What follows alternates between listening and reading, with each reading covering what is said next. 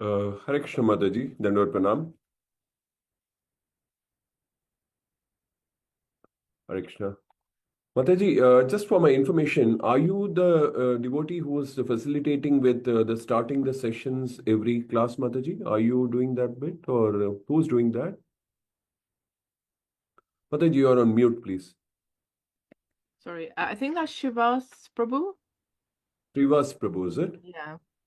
Okay, fine. And who's marking the attendance for this batch, Mataji? Would this be indicated? Oh, actually, I think it's something Gopi. Her name's something Gopi. Sorry, I'm terrible with names. So, okay, fine. So So what?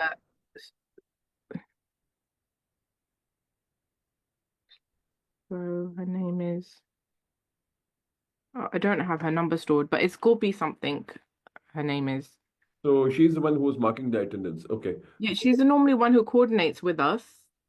Okay. So if Maharaj wants somebody as a go-to person for any help with regard to either create breakout rooms or anything which a coordinator normally does, who would that person be with it? I'm happy to do that. I'm happy to do that in terms of. Okay. No, but you need to be a host for that. Have you been logging in as a host for these sessions or? Well, today I have, because nobody else has arrived. I've got the host key, so I have for You have the other host. batches. No problem. So when I introduce Maharaj, I'll let him know that you'll be the person who will be helping or assisting him with any such requirements. Then, yeah. Okay, sure. Thank you very much. So, but then I won't be taking attendance or anything like that, right? So that will be No, just. that's fine. If somebody else is assigned for that purpose, let them continue doing that, and I'll coordinate with that person at least for just ensuring that any support is provided to Maharaj. You can kindly pitch in, please. Yeah. Sure, no problem. And if any challenges, just drop me a line, and I'll try to see what I can do, please. Yeah. Okay, problem, no problem. Thank you very much. So let's wait for Maharaj to join. Okay. Thank you.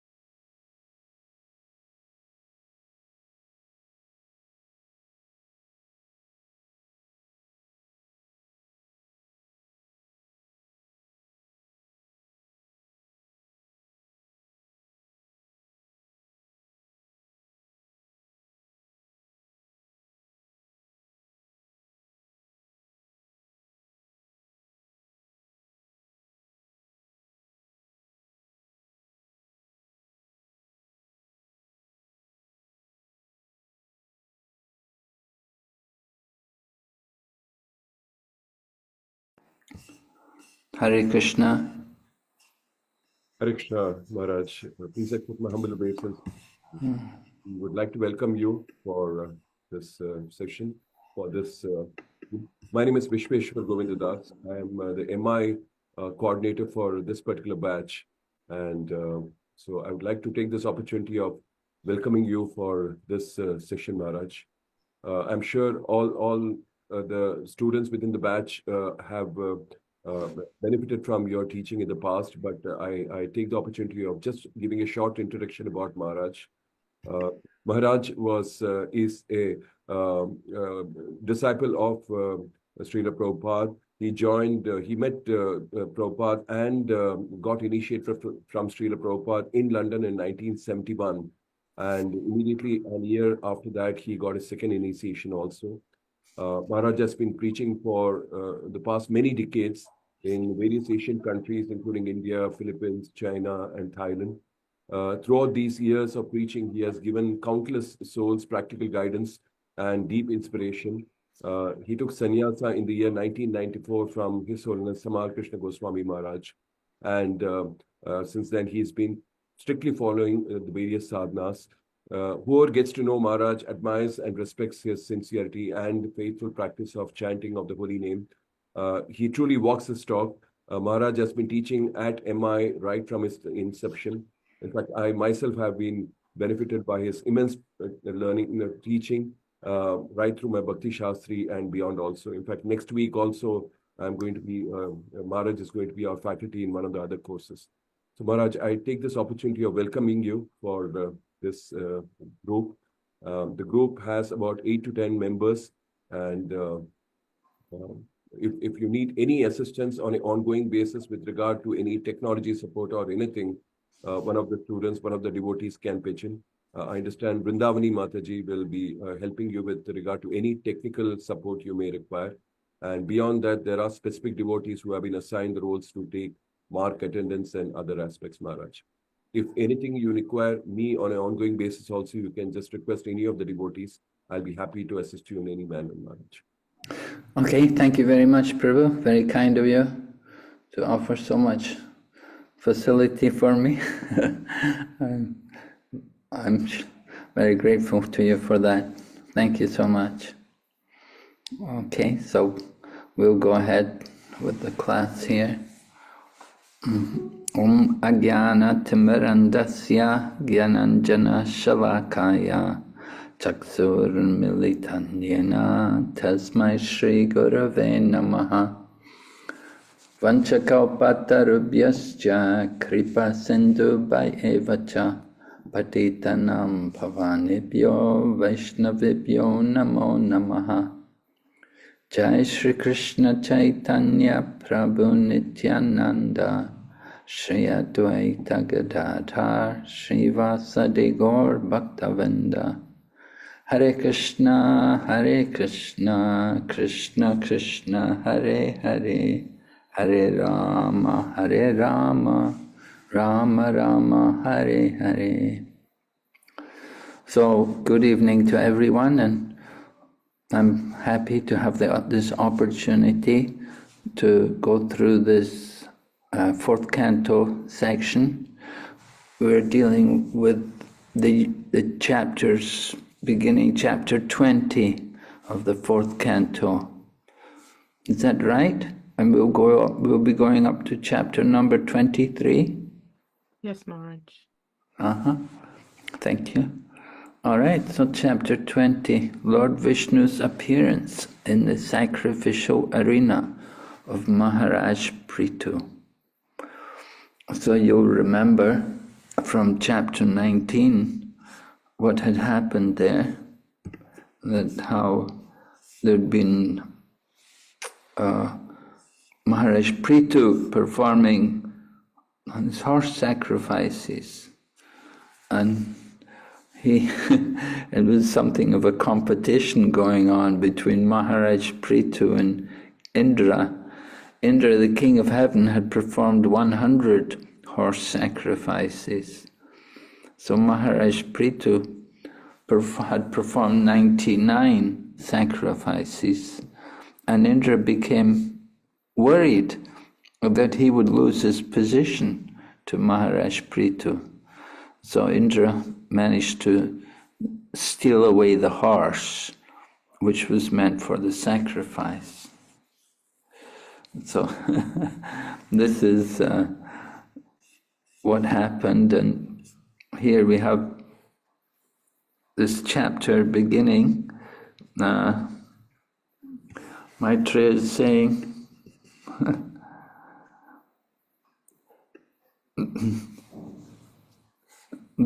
my dear Vidur, being very much satisfied by the performance of 99 horse sacrifices, the Supreme Personality of Godhead, Lord Vishnu, appeared on the scene. Accompanying him was King Indra. Lord Vishnu then began to speak. So, Lord Vishnu was satisfied with the 99 offerings. He was not so much worried that he had to have 100 offerings. Although Indra had managed to perform 100 offerings, 100 sacrifices. Now we can see the mood in the heavenly planets, that even in heaven there's sometimes this kind of tension and this concern. Someone's better, someone's doing more, someone's got a better position or a higher position. There's not that perfect satisfaction there. Although it's the heavenly planets, and certainly everyone who's there have performed a number of pious deeds in order to get into that heavenly position, but still there are some problems. They have some problems. It's still the material world, although they're predominantly situated in the mode of goodness, but still they have their problems, and we'll be hearing a little bit about them here. They have problems, they have good qualities, but they have their faults also. So the chapter comes up about like this. Lord Vishnu's come along with King Indra, and they've come to see Maharaj Prithu. So Lord Vishnu says to Maharaj Prithu that Indra, the king of heaven, has disturbed your execution of 100 sacrifices. Now he's come with me to be forgiven by you. Therefore excuse him. So this is the interesting situation here, that Lord Vishnu is coming to beg Maharaj Prithu to forgive or to excuse Indra from stealing away your horse and causing you not to be able to complete this 100th sacrifice. I mean, you could imagine what it must have been like. You know, we just like people play cricket, and you get to 99 runs, and then you'd be very anxious to get the 100 runs. And indeed, if they get the 100 runs, then it's appreciated, and they'll get applause, and, you know, congratulations, you got a century. So similarly here, Maharaj Prithu, he wanted to have 100 sacrifices, but Indra had crushed his attempt to do that. But now Indra's repenting a little bit, and he's come along with Lord Vishnu, and he's asking Maharaj Prithu to excuse him. In other words, he wants him to forgive him.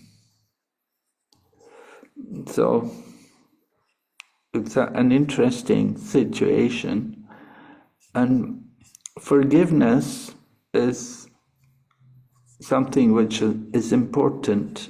It's a devotional quality.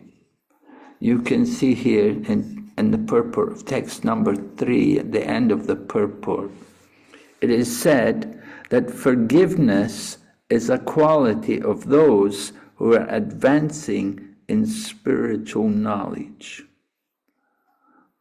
To be able to forgive someone is an indication that you are advancing in spiritual knowledge. There was another situation you may remember from the 3rd canto, where the quality of forgiveness was displayed. Do any of you remember? Can you think of some other incidents where devotees had to show that forgiving quality? I put it open to the class. Yes, somebody has their hand up. Maharaji? Lord Shiva forgave Daksha. He forgave Daksha. Did he forgive him? Well, he punished him just so that he could learn a lesson. But he was never really angry in the beginning. But Daksha offered prayers, and Lord Shiva says, you know, it's fine. I'll grant you a head, and please behave yourself as you go forward. I grant you a what? I'm not sure whether he exactly grants forgiveness, but from his mood, it seemed that Lord Shiva was, you know, forgave him for his misbehavior with him. I've certainly got punished, didn't he? He got his head replaced with the head of a goat. Was that the incident? Yes, Maharaj. Yeah? Okay. Yeah. Hare Krishna Maharaj, please accept our humble obeisances. Maharaj, we see in the first canto Draupadi forgiving Ashwadhama despite him killing her 5 sons who were sleeping actually. She still, yeah. Yes, right. Draupadi. What was her reason for forgiving him? She one of the reasons she states that is that she is also a mother of 5 children and she was in tears and she didn't want the wife of a Brahmana to be in tears in the same way as she is feeling for her children. This was one of the reasons. Yes, right. Her sons had all been killed, and she thought, I know what it's like. I don't want her to have to go through what I'm going through.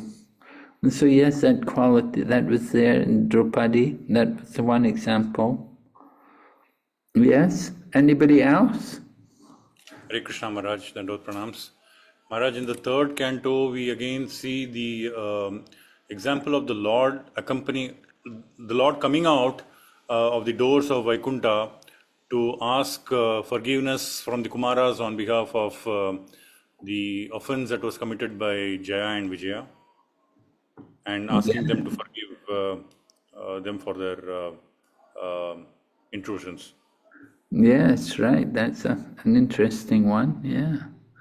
The Lord came personally to beg forgiveness for Jai and Vijay, that they had obstructed the 4 Kumaras. And so the Lord personally came and begged forgiveness on their behalf. Yes, thank you. Okay, is there another one? Anyone else? Hare Krishna Maharaj, is Giri Gopal Das from Malaysia. Yes, there is one incident that Brahma asked to forgive from Lord Shiva, asked forgive all these devas and all that, in the beginning of 4th canto.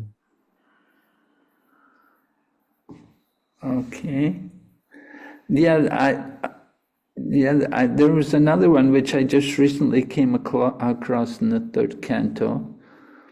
It was describing about, it was Parashara Muni. Do you remember that one? Yes, Para ceremony forgiving Pulastya. Yes, right. Yeah, do you remember the whole incident? Somebody had killed Parashara's father. The demons, you know.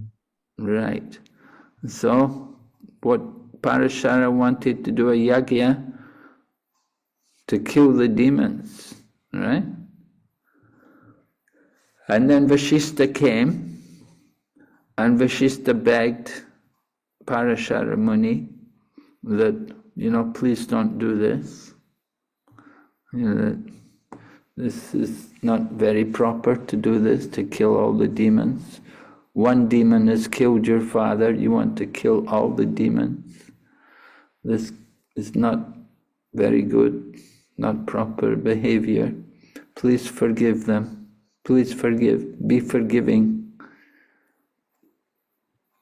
So Vishishta, being senior and very worthy of respect, so Parashara listened to the words of Vashishta and he stopped the sacrifice.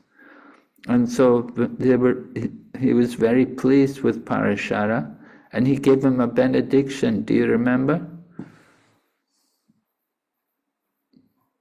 Dear Gopal, do you remember what benediction he got? I'm not very sure, I'm confused, but 2 other benedictions from different incident, Maharaj. I'm not really sure about it. No, well, as I remember, he was given the benediction that he would be a great preacher, that he would preach nicely. That blessing was given to him because he had shown the quality of forgiveness. And that quality of forgiveness is considered a quality of a Brahmana. Okay, so this quality of forgiveness is mentioned here also. And Who's got to be who's forgiving who? In this situation, who's required to be forgiving? The Prithu demon. Maharaj. Huh? Prithu Maharaj to be forgiving Indra. Who is going to forgive Indra? Prithu Maharaj. Prithu Maharaj, right. Prithu Maharaj he's requested to show the quality of forgiveness, right. If one is actually on the transcendental platform, then we should be forgiving. We shouldn't mind.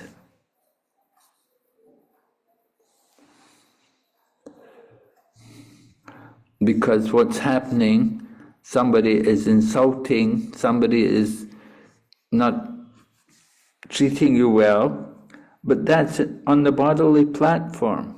That's in relation to the material body. It's simply a material activity. We shouldn't be worried by it. We shouldn't take it very seriously.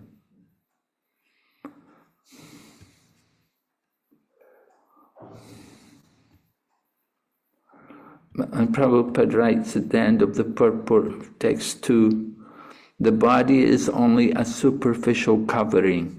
Consequently, an advanced transcendentalist will not make a distinction between oneself and another.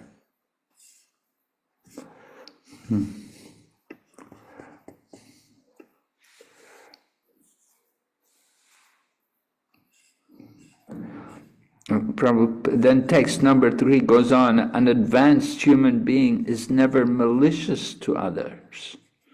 Those with advanced intelligence are always conscious that this material body is different from the soul. And so when people are doing harm and giving us trouble, it's all in relation to the body. No one can harm the soul. So we have to learn to be tolerant, like Lord Chaitanya Mahaprabhu says, tolerant like the tree. And so that kind of forgiveness is important. And when we have that kind of tolerance like a tree, then we will be able to forgive. And we see how the trees are tolerant, how they forgive.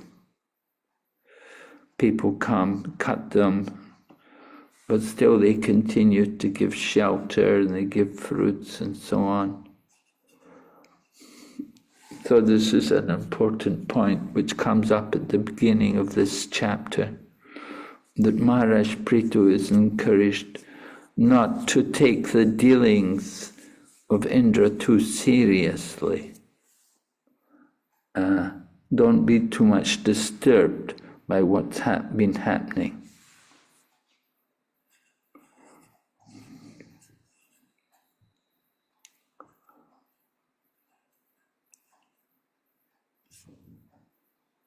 Okay.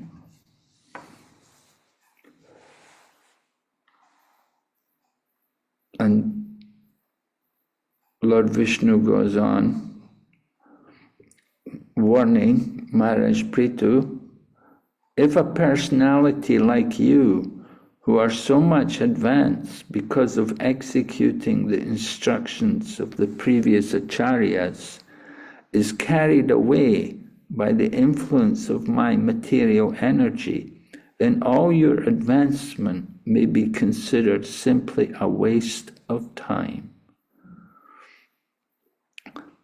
So that's quite heavy words coming from the Lord. He's saying, all your advancement will be considered simply a waste of time.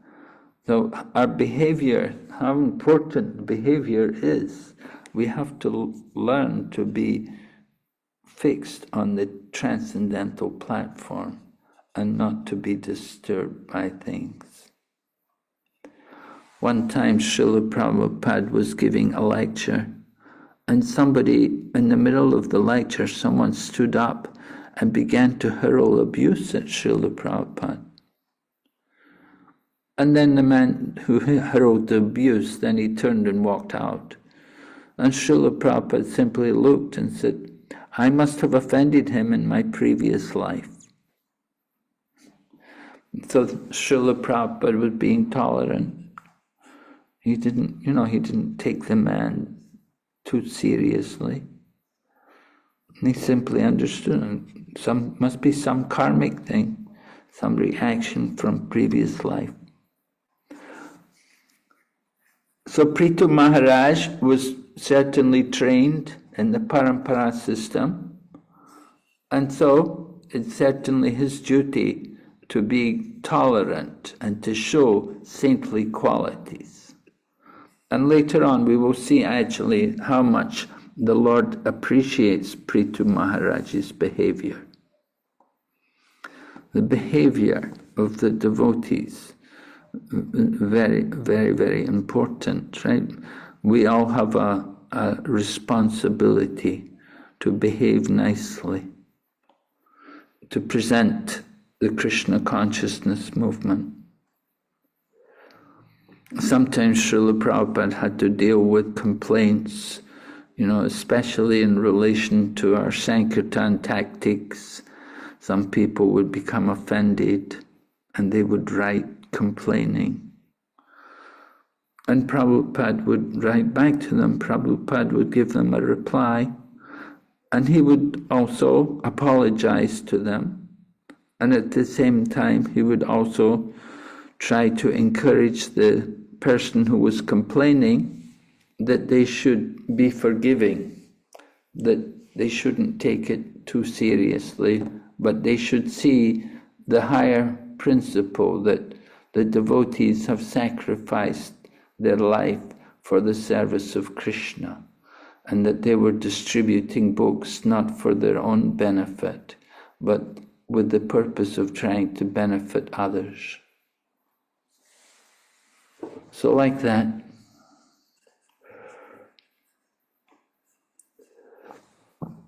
Okay, so going ahead, talking about those who are in full knowledge of the bodily concept of life, know that the body is made of nescience, desires, and activities. Do not become addicted to the body. So, we're getting powerful instructions here that we shouldn't be attached to the bodily concept of life.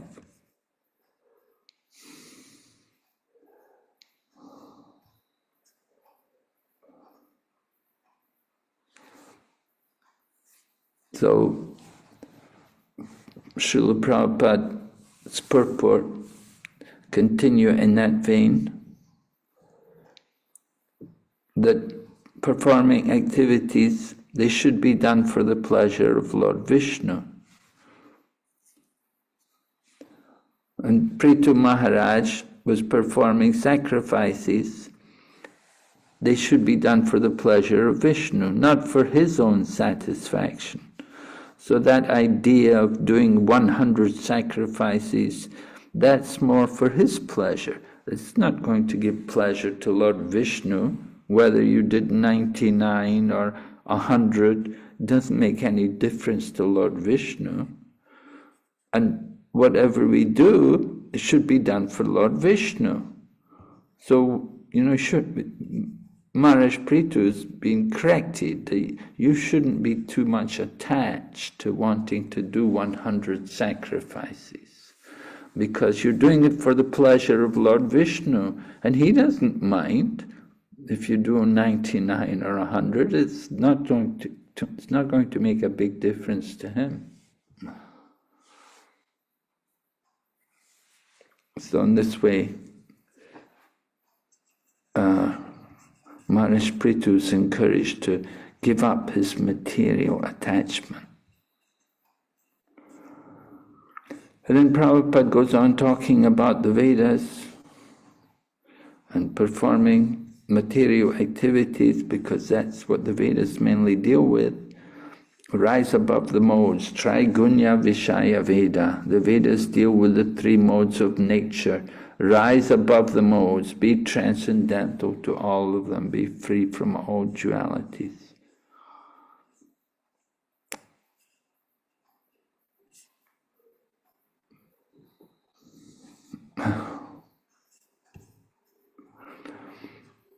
So the Lord continues instructing Maharaj Prithu, how can a highly learned person who has absolutely no affinity for the bodily conception of life be affected by the bodily conception in regard to house, children, wealth, and other bodily productions?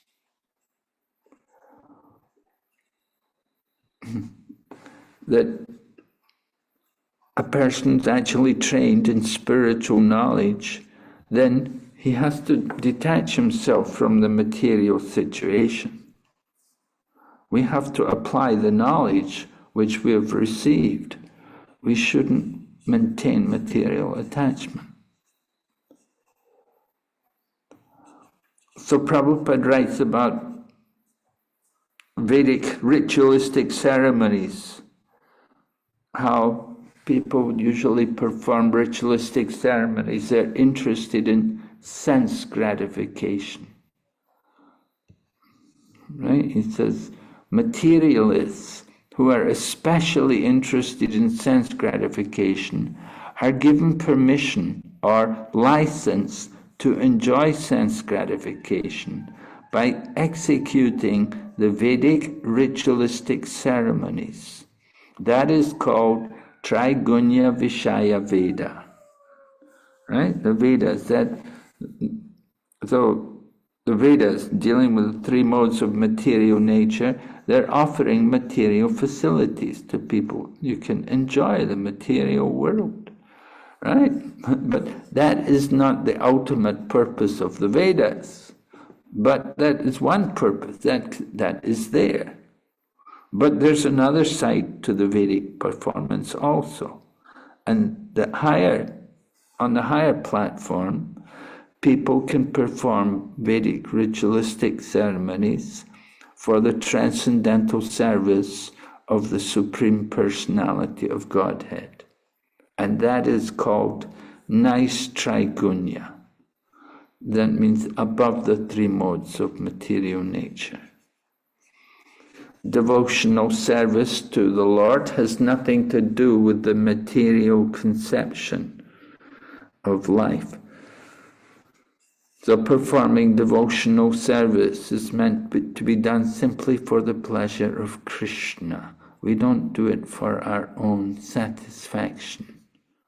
And pure devotional service is not done the purpose shouldn't be just to nullify our sinful activities. We should perform devotional service simply for the pleasure of the Supreme Lord. So in this way, the Lord is encouraging that Maharaj Prithu has to come to that standard, the actual standard of pure devotion. Of course he's a great devotee, he is, but for the sake of instruction, this is all being told to him. Maharaj Prithu, he is a Shaktavesha avatar, right? He's the empowered personality. He's able to perform wonderful service for the Lord, performing nice sacrifices.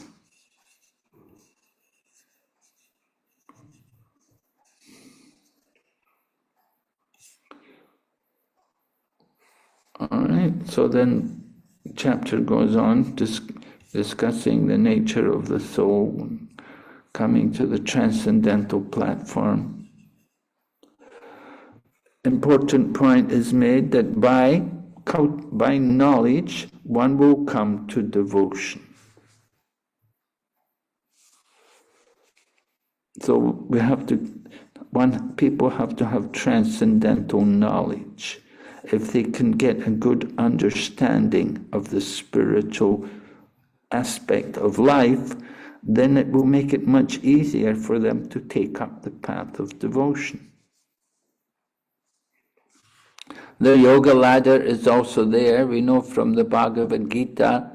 In the Bhagavad Gita, Lord Krishna had described the yoga ladder and how generally people begin with karma kanda and then come to karma yoga and then jnana yoga and then dhyana yoga and then bhakti yoga. So if one has knowledge, certainly that transcendental knowledge can help one to become devotee. In Bhagavad Gita, Krishna described 4 kinds of people who will come to him, right?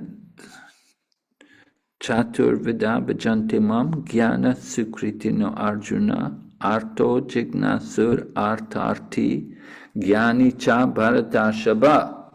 4 reasons why people come to Krishna consciousness. And of these 4 reasons, the best, the 4 kinds of people, who is the best one? Jnani Maharaj? Huh? The Jnani Maharaj? Yes, the Jnani, the one who comes in search of knowledge. Why is he the best? Why would the Jnani? But he wants to know the Lord. He's beyond the material conceptions. Yeah, beyond the material conception. Yeah, he's not. Yes. Whereas someone who might want wealth, they'll get wealth and then they'll just leave once they've got what they need. But the jnani sticks around. Yes, that's also true, right? Other people. It's also beyond 3 modes nature, Maharaj. Yes, beyond the 3 modes of nature, yeah. And what does Lord Krishna say about them once they come, the Jnani? Do they make advancement very quickly? No, after many, many births. Right. Bhavanam Janmanam. Yes, right. Yeah, Lord Krishna says in Bhagavad Gita, usually if you just come by the path of knowledge, then their advancement can take longer. Lord Krishna says, as Maharaji quotes, after many births and deaths, one who is actually in knowledge surrenders to me. Such a soul is very rare. So people come to that platform. Samahatma sudurlabha. They become Mahatmas, devotees. The devotees are all Mahatmas. Prabhupada was quoting the verse, Mahatmanas tumam partha. And Prabhupada said, devotees, you are all Mahatmas. Because you're engaged in chanting the holy name and doing devotional service. So you're Mahatmas. So by the path of knowledge, you can come to Bhakti, but generally it takes longer time. You may be lucky, it may come quick, but usually it takes longer. So you can see text number 8, it says, although within the material nature, one who is thus situated in full knowledge of the Paramatma and Atma is never affected by the modes of material nature, for he is always situated in my transcendental loving service. So that is the benefit of getting full knowledge. Then you come to transcendental loving service, hopefully. So even though we're in the material world, we're not caught up in the material world. We're above the modes of nature. The example is given about the lotus flower. The lotus flower sits on the water, not actually in the water, but on the water. So in a similar way, the devotee is not actually under the modes of nature. He's above the modes of nature, because he's engaged in pure loving service for the pleasure of Krishna. All right, so Prabhupada quotes 1426 from Bhagavad Gita, that just by engaging in devotional service, you immediately come to the level of Brahman. And then he also quotes Rupa Goswami. If we're engaged in the service with the body, words and mind, then he is considered liberated. There's a verse, Hayasya Haredashi Karmana Manasagira Nikilaspatpiyavastastu Jivan Mukta Uchate. So Jivan Mukta, a liberated soul, one who uses the body, mind and words in the service of the Lord. He is liberated even in this very lifetime. He is considered a liberated soul because he is engaged in devotional service. So you can be Jivan Mukta in this very lifetime. So the Lord continues to instruct Maharaj Prithu. When situated in his occupational duty, engages in my loving service without motive for material gain, he gradually becomes very satisfied within.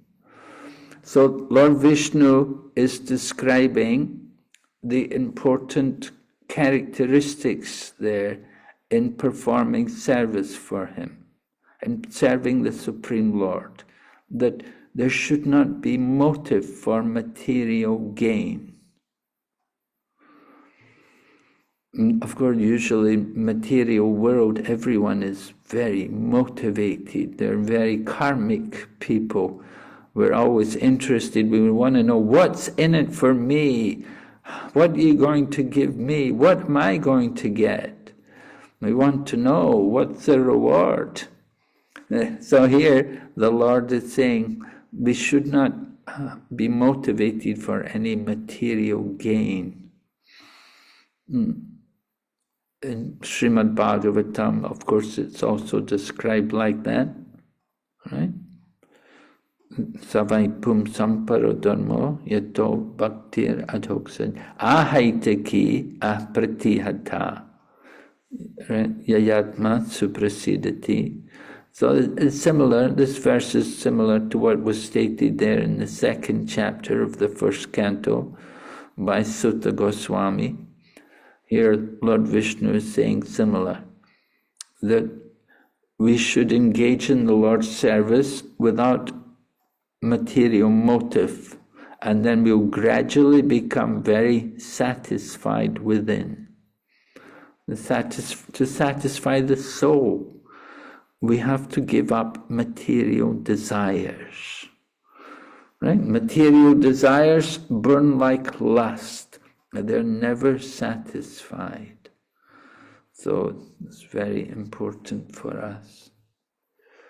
Prabhupada writes in the purport here, discharging one's occupational duty as a means of rendering devotional service unto the personality of Godhead is the ultimate goal of the Bhagavad Gita, is the ultimate goal of life. Bhagavad Gita confirms this as the process of karma yoga. Right? Karma yoga. This, of course, we've studied that in Bhagavad Gita. What the main principle of karma yoga? How would you, how would you describe karma yoga to someone? Discharging one's occupational duty as a means to please the Supreme Personality of Godhead. Yes. A little more though. And not to be attached to the result also. Right, yes, that's important. That detachment from the results, right? That is the essential characteristic of karma yoga. Of course, you've got different levels of karma yoga. You've got sakama karma yoga and niskam karma yoga. So you've got sakama karma yoga with attachment, but you're attached to the work. Some people are just attached to the work. Generally, that's what happens in karma yoga. People are attached to working in a particular way. I have to be the cook, or I have to do the kirtan, or something like that, or I have to be the accountant. We're attached to doing a particular duty, a particular service for the Lord. And at the same time, we're willing to give up the results.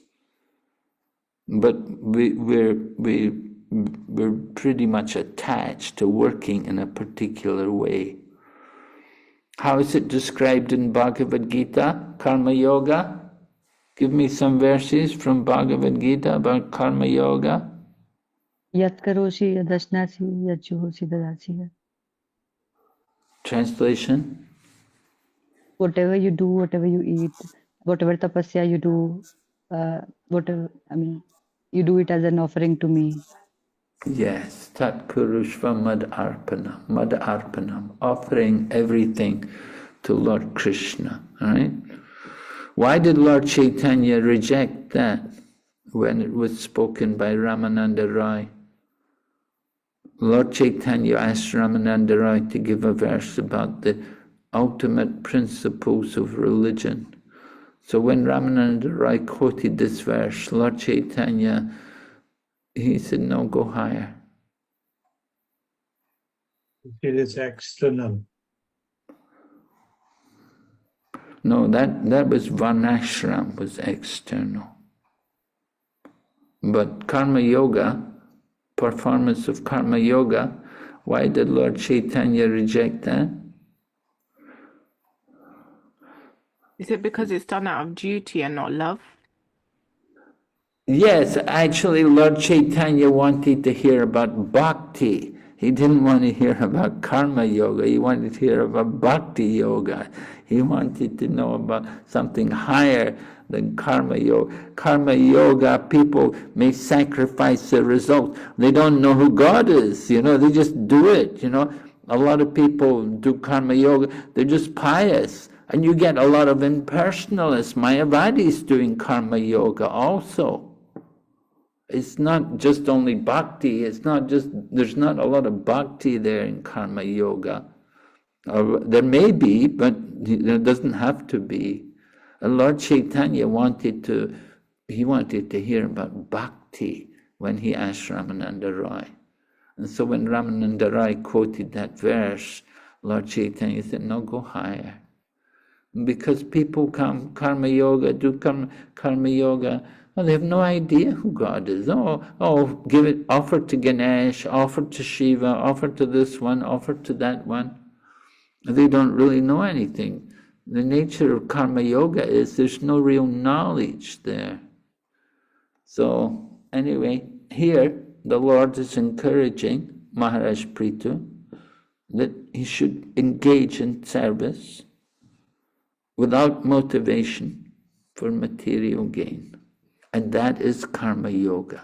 You're not worried about what you're going to get. You're ready to give the results. And in Bhagavad Gita, the well-known verse for Karma Yoga, Karmani evadi karaste, mapalishu kadachana, right? You have a right to do your duty. Arjuna, your adhikar, your qualification is to work. People like that part of the verse. They're happy to hear that part where Lord Krishna said your qualification is to work. But when we say ma pali shukadachana, they don't like that part so much. Oh, you have to give the fruit. We like to think I'm doing karma yoga, my work is karma yoga. But karma yoga means to sacrifice the results of the work. Okay?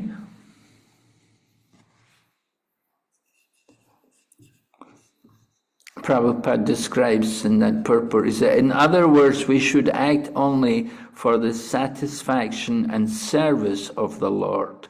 Otherwise, we will be entangled by the resultant actions. So acting for the satisfaction and service of the Lord.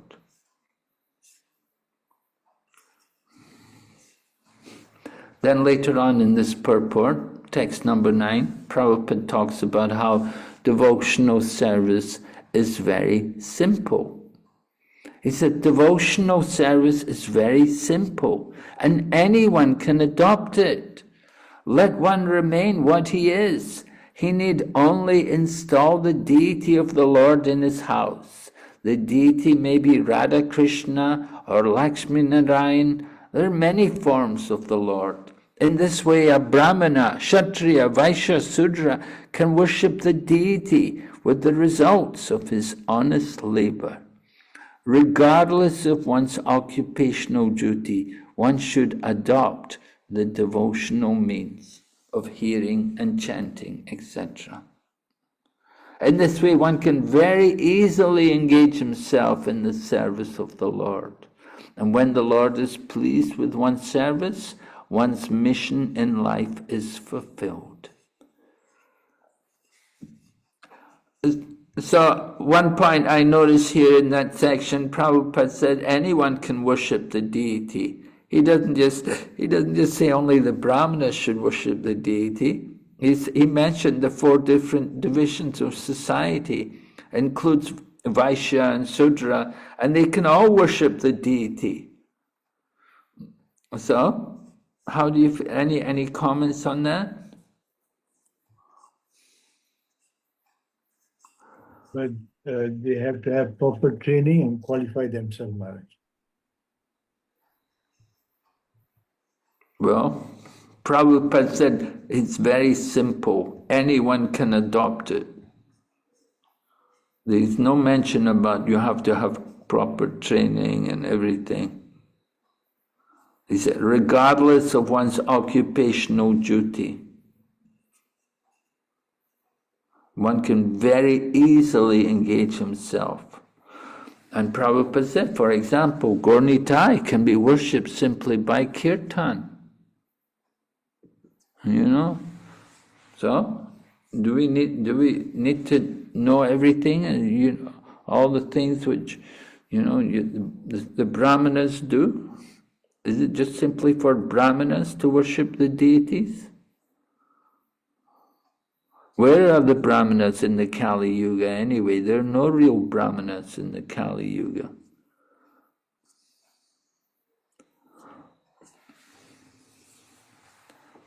Prabhupada saying devotional service is very simple.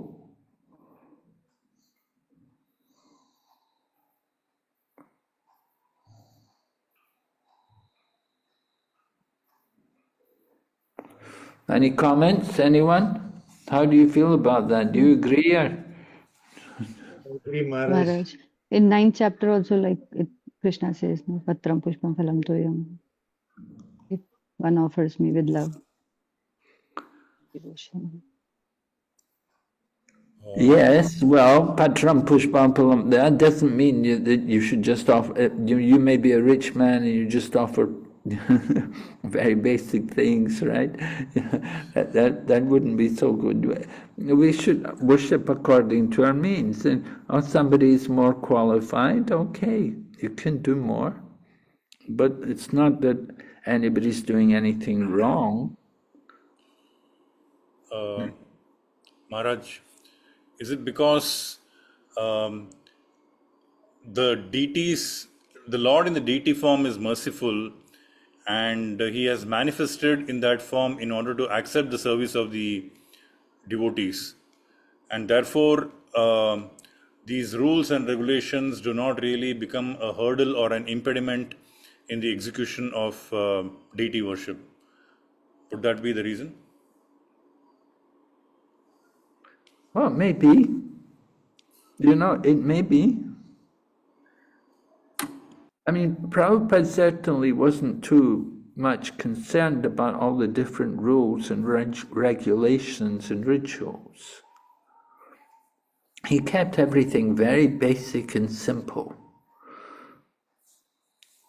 When we brought deities and so on, when the deities were installed,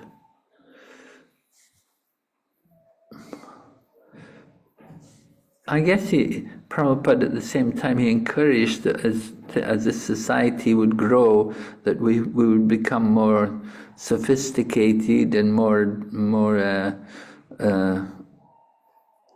expert in performing the different rituals of deity worship.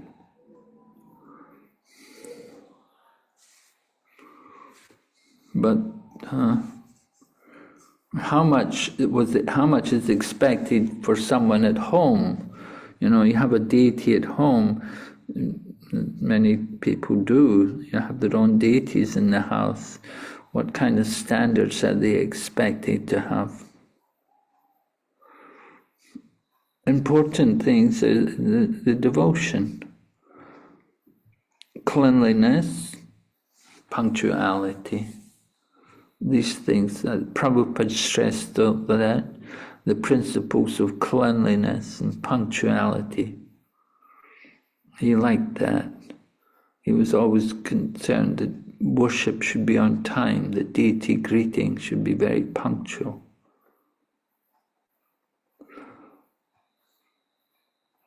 And cleanliness also was Prabhupada was also very, very concerned about that.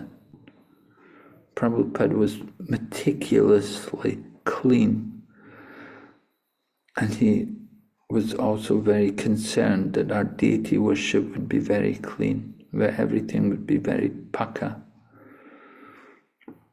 Kartal should be nicely cleaned, and the arctic paraphernalia should be gleaming and shining, regularly polished, these kinds of things.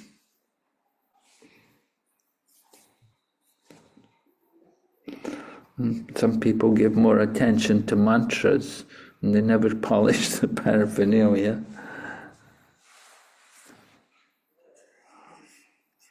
Okay, we'll go ahead. Text number 10. Prabhupada's talking about the Mayavadis and how their concept of Kaivalya is different from the Vaishnavas.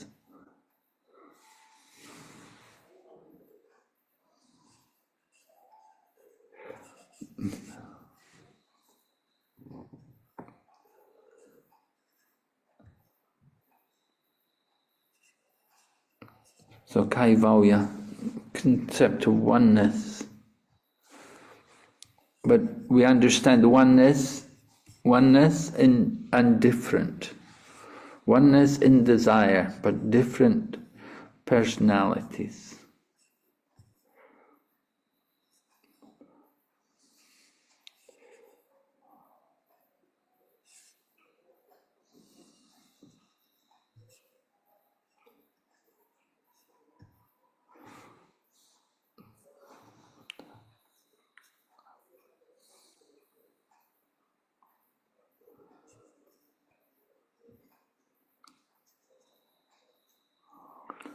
And then text 11 describes about liberation.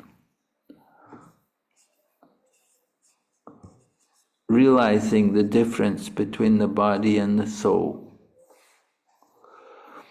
The soul is called Dehi, and one who possesses the body, the material body, is Deha, or the embodiment of the soul. So this is a very basic point, and Prabhupada lectured on this point again and again. The difference between the body and the soul, that we're not the body. He lectured on this point so many times because it's so basic, but at the same time it's so important that everything depends on it. We want to understand Krishna. How can we ever understand the Supreme Absolute Truth if we've not understood our own self? We have not realized our own identity yet. How can we realize the personality of Godhead? So understanding our own self as a spiritual being, this is important.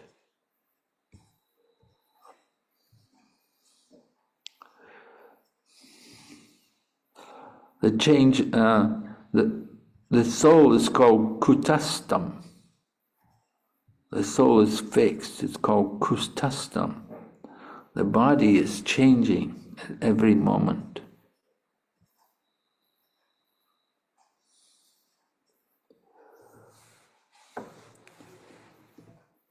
So we have to learn to tolerate these different changes of the material world.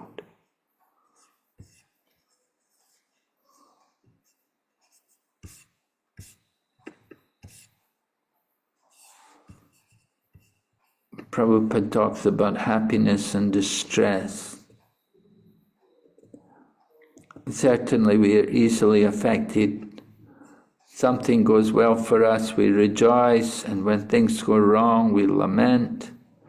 So hankering and lamenting, that's the nature of the body, the material world. And we want to transcend the material body.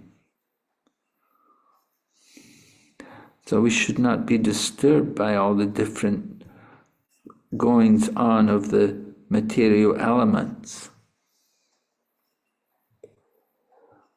And how we can do that? How can we come to that level, to be indifferent to all of these things? Prabhupada said the practical process to attain this stage of indifference is to execute devotional service. We want to become indifferent to the pleasures and pains of the material world. We just simply have to increase our devotional service. Prabhupada continues, only one who constantly engages in devotional service 24 hours a day can be indifferent to the action and reaction of the eternal body. So devotional service, you can see it's a full-time commitment. How is it possible 24 hours a day? Well, we just simply dedicate everything to Krishna.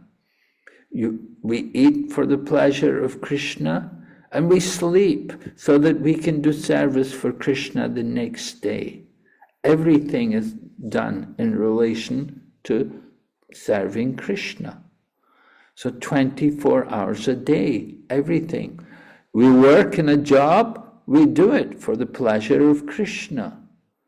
No, it's not that we have to just simply stop everything and just sit and chant Hare Krishna 24 hours a day. We cannot imitate Haridas Thakur, but we can follow the example, try to dedicate ourselves fully to Krishna. Prabhupada continues, when a man is absorbed in a particular thought, he does not hear or see any external activities, even though they are enacted in his presence. Similarly, those who are fully absorbed in devotional service do not care what is going on with the external body. That status is called samadhi.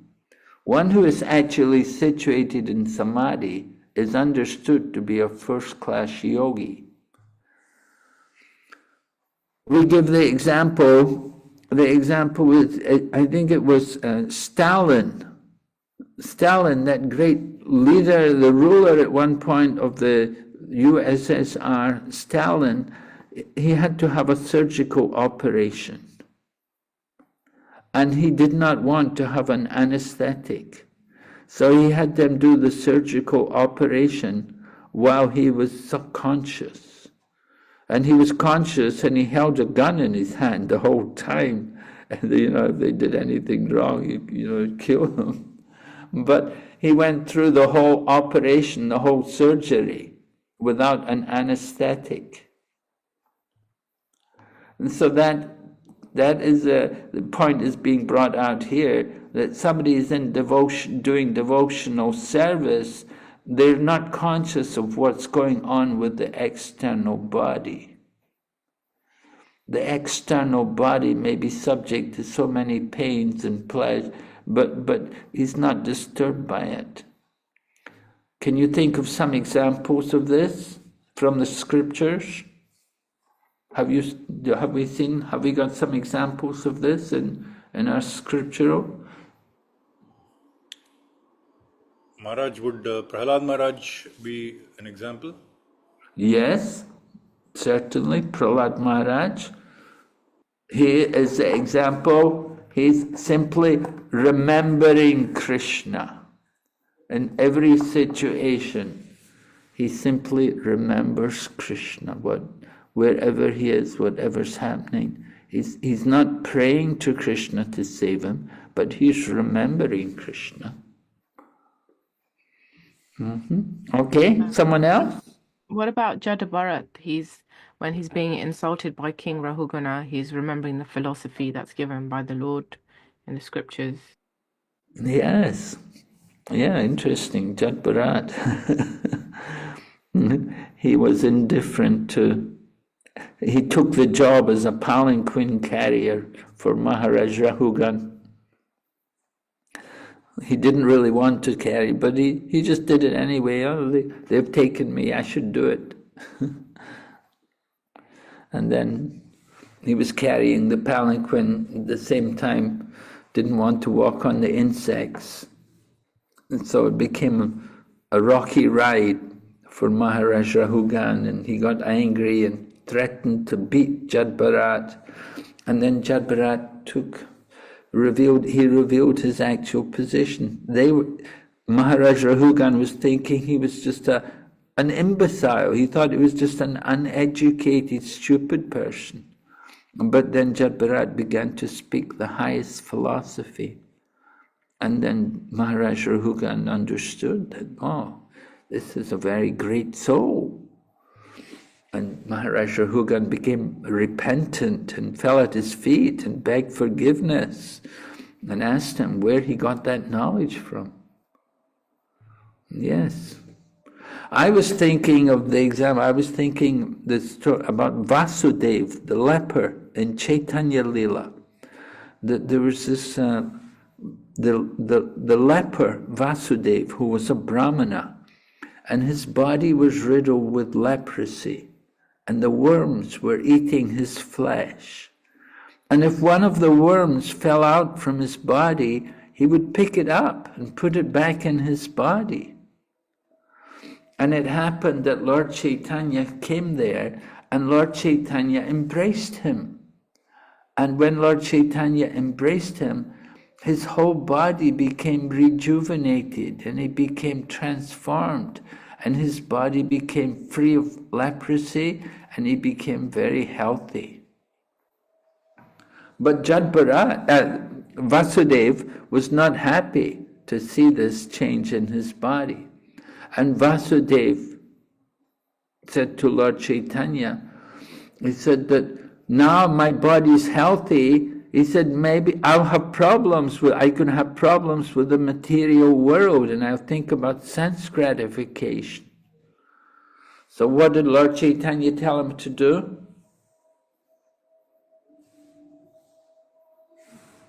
Yeah? Someone? What did Lord Chaitanya say he had to do to protect himself from Maya?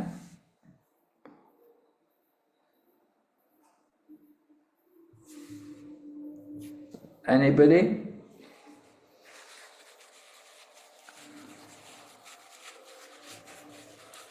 Not sure, Maharaj. Have you read the story? You know the story in Chaitanya Charitamrita? Haven't quite got there yet, Maharaj.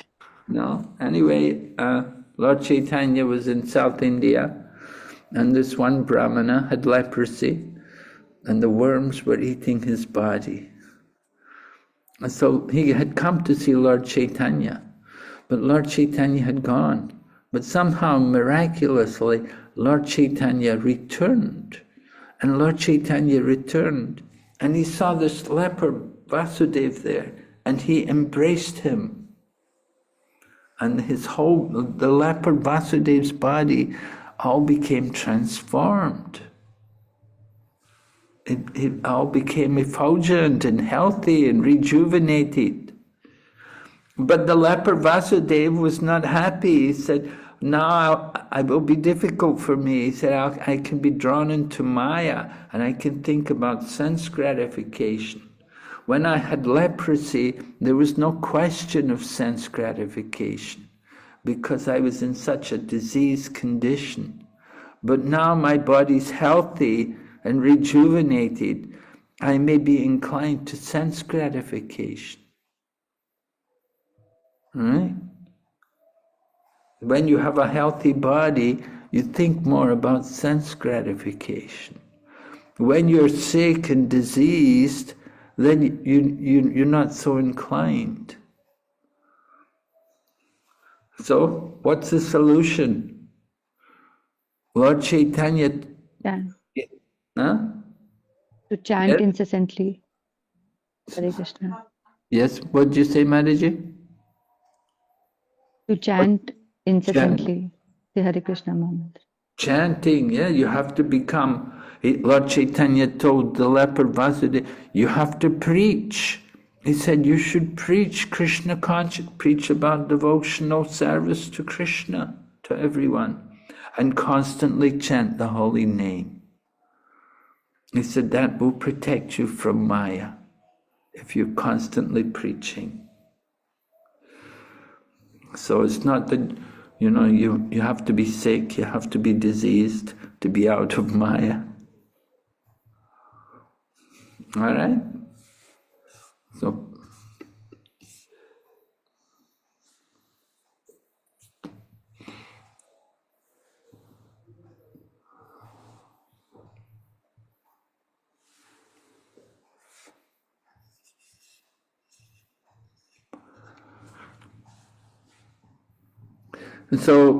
Lord Vishnu is continuing to preach to Maharaj Prithu, and he's telling him about the importance of cultivating knowledge. You can see in text number 12, my devotee who is connected with me in intense friendship and affection, being completely in knowledge, is never agitated by material happiness and distress.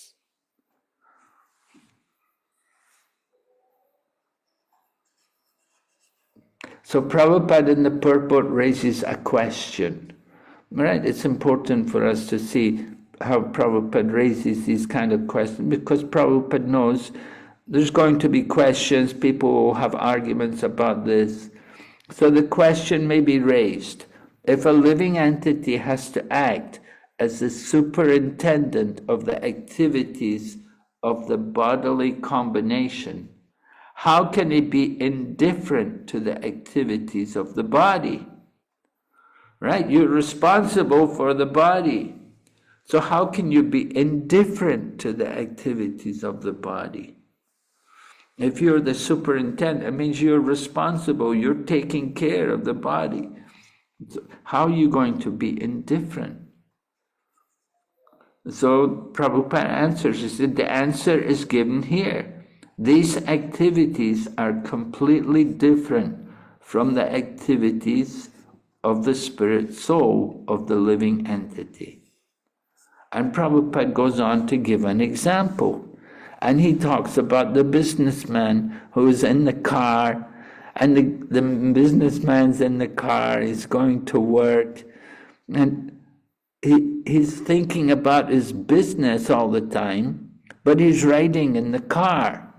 And while he's riding in the car, he knows everything about the car. He knows, does the car, has it got enough petrol? Has the car, did he check the battery? Has he put enough water in the battery?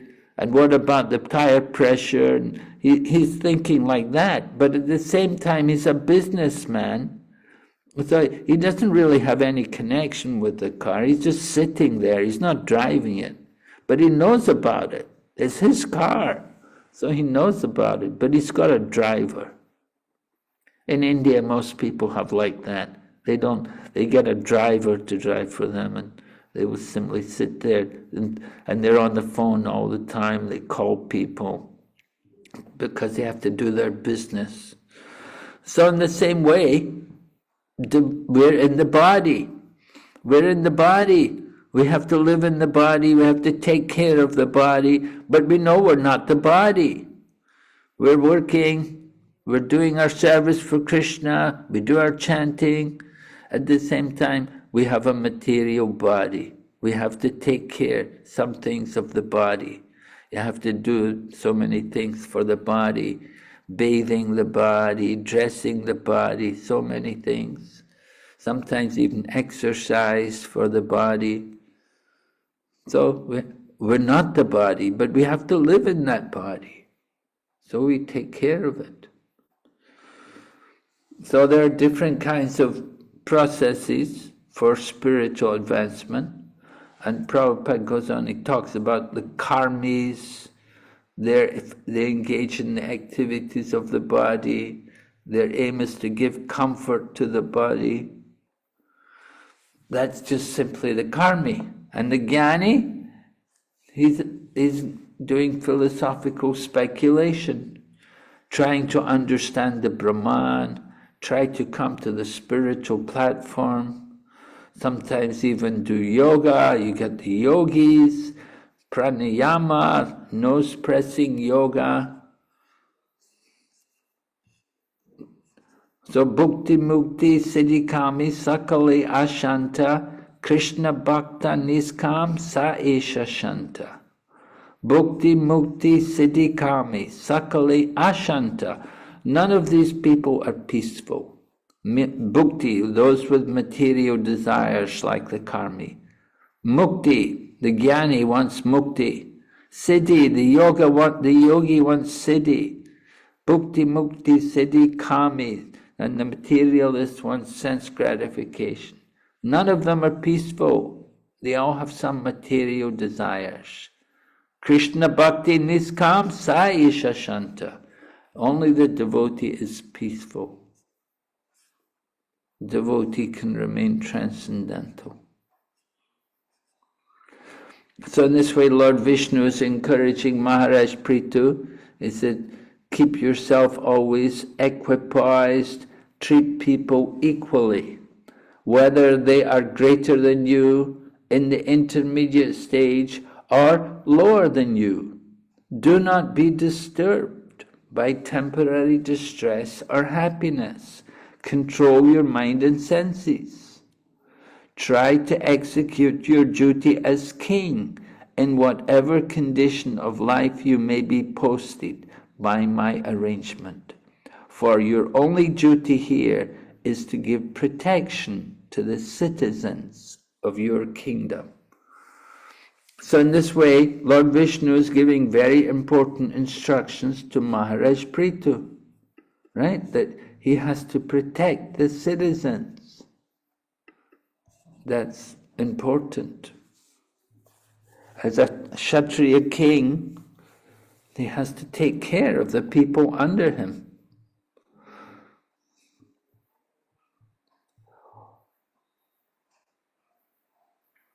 So Prithu Maharaj has been giving instructions by Lord Vishnu, just like Arjuna got instructions in the Bhagavad Gita.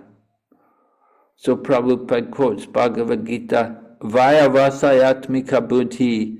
Every man's duty is to receive orders from Krishna or from his bona fide representative and take these orders as his life and soul without personal consideration. Every man's duty is to receive orders from Lord Krishna or from his bona fide representative. Right? Can you think of some examples? Who took orders, made their order their life and soul without personal consideration? Please give me some examples. Srila Prabhupada. Srila Prabhupada, What order did he get? What To order? preach in English language, Preach in the the science English. of Okay. Western country. Okay. went to America at the advanced age. Well, that wasn't an order.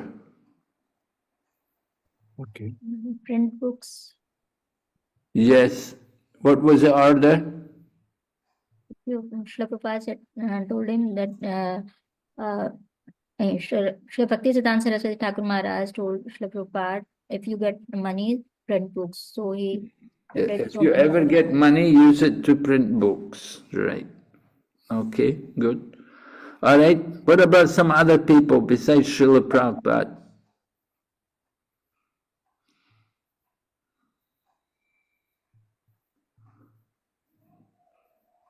Don't tell me Srila Prabhupada was the only one who got order from his guru and followed it. There are many examples. To receive orders from Lord Krishna or from his bona fide representative. Think about it. Somebody else? Arjuna followed Krishna's advice and fought the Kurukshetra war. What did Krishna tell him?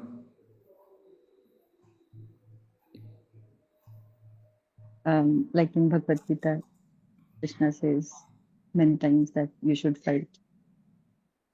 Huh? Like Krishna says in Bhagavad Gita that you should I thought fight. Krishna left it up to Arjuna to decide what he wanted to do. Yes, Maharaj. In the end, he says that you can do whatever you. Yeah. Six Goswamis, Maharaj. Huh? 6 Goswamis. What? All the 6 Goswamis, they followed the instructions of Chaitanya Mahaprabhu, and they left all the things and went to Vrindavan to execute the orders of Shri Chaitanya Mahaprabhu. Yes.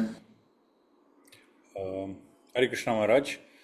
Maharaj, Dhruva Maharaj following the instructions given to him by Narada. What instructions particularly? In terms of how to worship or remember or meditate upon the Supreme Lord. Of course, initially he tried to discourage him in order to test his sincerity and determination, but then later on he initiated him into the 12-syllable mantra and gave him instructions on how to please the Supreme Personality of Godhead. Okay. Yet he told him first, he told him, go to Mahavan. Yeah. Gave him a place. Said, you go there. And he told him, take bath 3 times a day. And he gave mantra also to chant. So he gave a lot of instructions. And Dhruva was very faithful. He followed everything. And he got the result. Yes? Okay. The Prachetas were instructed by Lord Chaitanya, by Lord Shiva, to be united in their bhajan when they went underwater to do austerities. Prachetas, yes, they cooperated. They cooperated nicely with each other, right? They had good cooperation. That was appreciated. They didn't fight. Usually you get brothers, they'll fight with each other, quarrel with each other. They cannot get along. Especially, if the father has a business, and then the brothers, they will argue about the money and how to use it and how to develop the business. So the Prachetas, they worked together. That was their success. Yes. Okay. Something else? Maharaj, how about this Bhaktivinoda Thakur gave order to Bhakti Siddhanta Saraswati Thakur that your Guru Maharaj is Gaura Kishore Das Babaji? Is there an order? Okay. Yes. Bhaktivinoda Thakur told him you have to take initiation. So he told him who's qualified. He said, well, this one is qualified. Gaura Kishore Das Babaji was qualified. Mrigadhi was instructed by Narad Muni. Who? To Mrigari. Mrigarari, the hunter. Okay, yes, he got the hunter to stop killing animals. He got him to chant. He got him to sit by the tulsi tree. Okay. So he took the order seriously. Yes? Udhav, Huh? Udhav can Lord Krishna earlier he was Udhavji, he was not a devote man. He was like not a pure devotee, or when Lord Krishna asked him to go to Vrindavan and meet the Radharani and gopis, and he changed. Okay. Uddhav, I don't know if that's exactly true, that he went to Vrindavan and he changed, but he certainly got inspired by seeing the gopis and from the association of the gopis. He appreciated their love for Krishna. Hare Krishna Maharaj. Yes. Using the same example, Uddhava, after Lord Krishna's departure from this earth, after he finishes pastimes, he followed the instructions of Krishna himself and went to Badrikashrama to preach Krishna consciousness to the rishis and Narayana Rishi in Badrikashrama. Yes, very good. Yes. After the Lord departed, Uddhava had to take, he had been given that instruction by Lord Krishna, right? Good. Similarly, also Hanuman. What was Hanuman's order from Lord Rama? To stay here on earth. Yes, right. Hanuman, he was told he should stay, he shouldn't go back to the spiritual world. He didn't get to go with Lord Rama back to the spiritual world. Hanuman is in, where is it? He's in a place near Mount Meru. Kimpurusha. Yeah, Kimpurusha. Kimpurusha, yeah. I think. So Hanuman, he got that order from Lord Ramachandra. He followed it.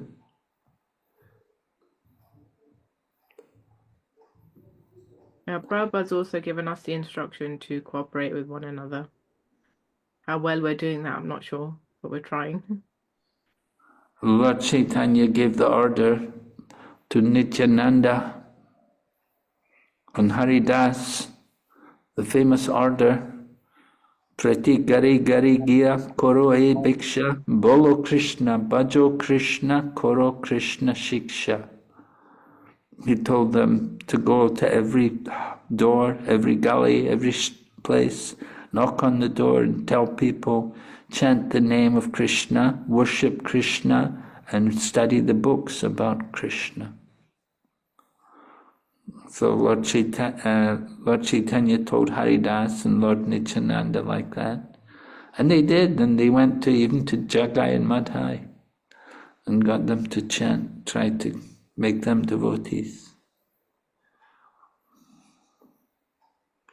And Lord Chaitanya told the Brahmana from Kurmadesh. The Brahmana from Kurmadesh wanted to go with Lord Chaitanya. He wanted to leave home. But Lord Chaitanya gave him instruction and told him, Yari deki tari kaho Krishna upadesh, amar agai gurohana tara edesh. He told him, wherever you go, whoever you meet, tell them about Krishna. And in this way you become a spiritual teacher. He said, you don't have to leave home. He said, you won't get my associate. He said, if you do like this, you follow this instruction, then you'll always have my association. And then also Lord Chaitanya gave instruction to Raghunath. that Raghunath wanted to leave home. And Lord Chaitanya told him, no, he said, just stay at home. He said, don't be a sahaja. Don't take everything cheaply.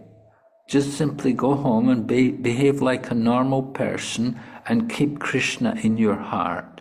And in time, at least in time, in the future, when the time is right, then you will be able to leave home.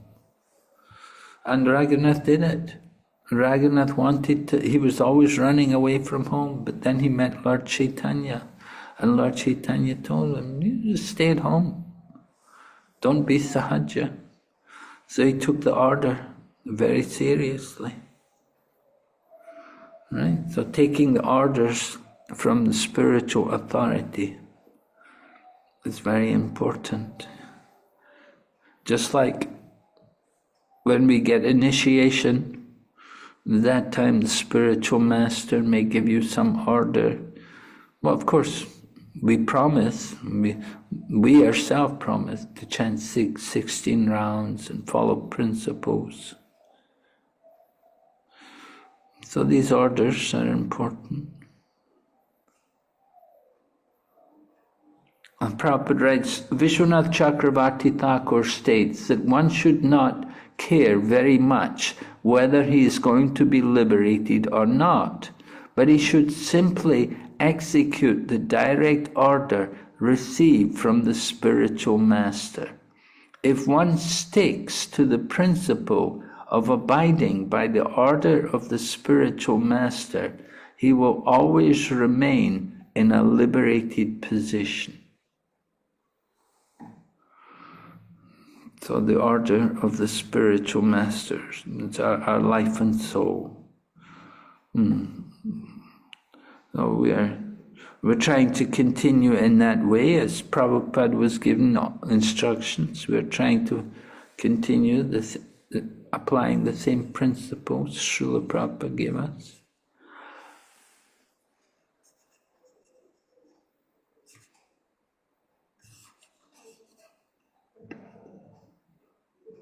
Okay. All right, so we'll take a break here. Let's have a 10-minute break.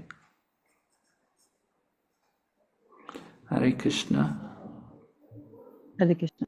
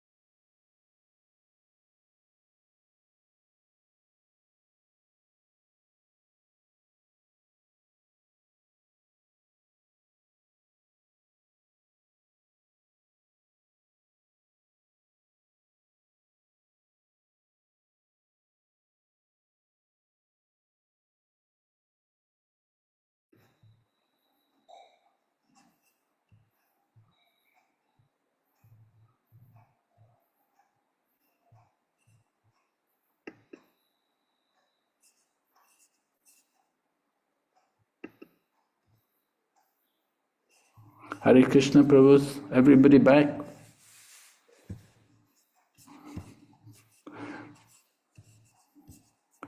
Hare Krishna. Yeah. Hare Krishna. Yeah, Hare Krishna. Welcome back. Yeah, okay. So we were talking about the order of the spiritual master.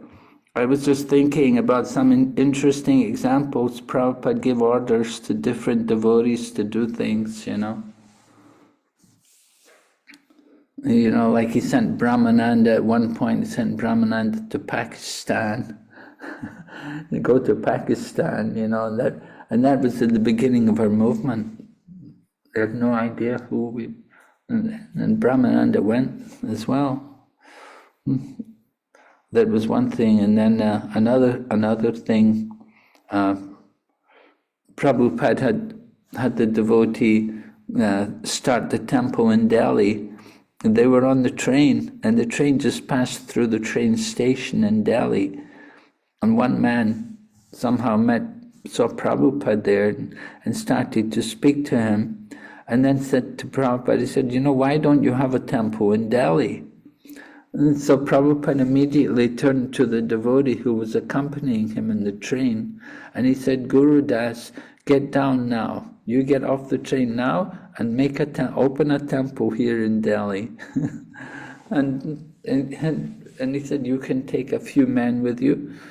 You know, there were like 3 or 4 people, and his wife also went with him, Yamuna, the wife of Guru Das. So they got off the train, and Prabhupada gave them 50 rupees and said, here, this will start your preaching.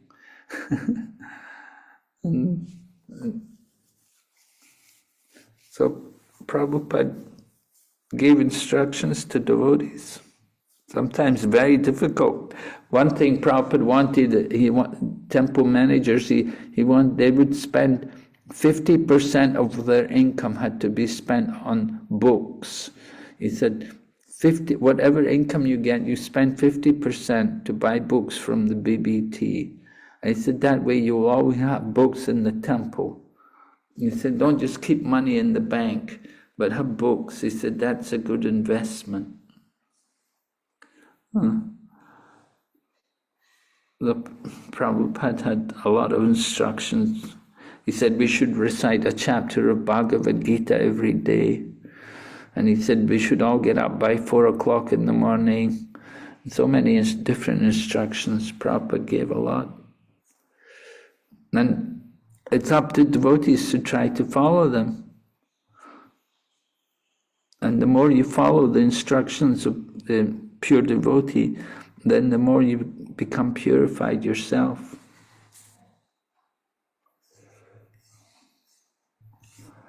Okay, so we're up to verse number 14 here, talking about the king and the duty of the king. So to give protection to the general mass of people who are citizens of the state is the prescribed occupational duty of a king. Hare Krishna Maharaj, sorry to interrupt you. Maharaj, I think your video got switched off. Oh, my video. You want my video on? I'd like to see you, Maharaj. Okay. Wait.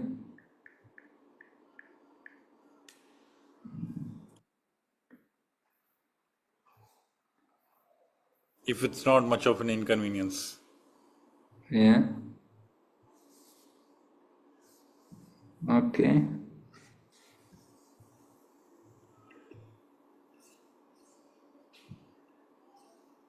Okay, Hare Krishna.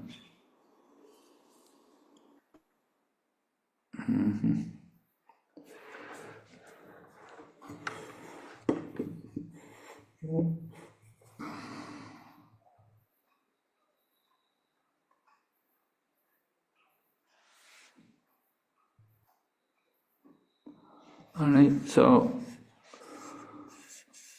where are we?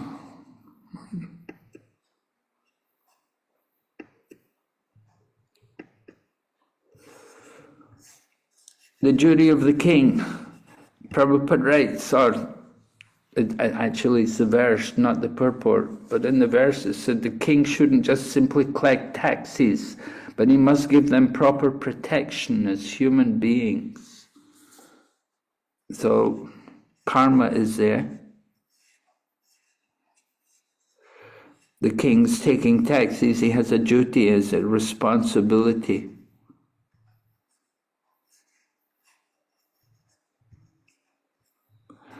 So Prabhupada in the purport, he raises another question.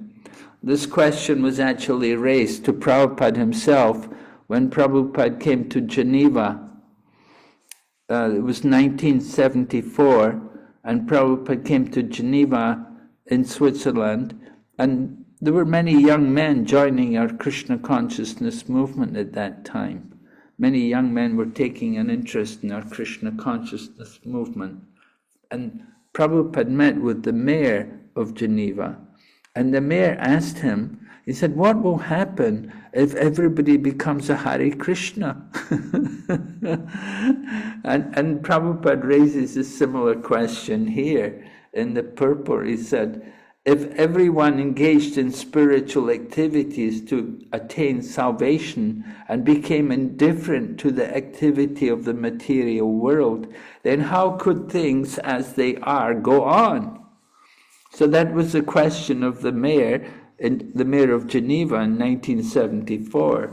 So Prabhupada put that into his purport here in the 4th canto. But he answers it the same way as he did to the mayor. He explained to the mayor about Varnashram Dharma, that in society it's not that everybody is engaged in Brahminical work. You know, the devotees, they were preaching, but not everybody's expected to be a preacher. Somebody's the cook, and somebody's a gardener, and somebody's a motor mechanic, and there's many different activities to be done. So you've got Brahmin, Kshatriya, Vaishya, Sudra. There are many things to be done. Everyone should be engaged according to their proper situation. It's not that everybody has to just simply chant Hare Krishna all the time.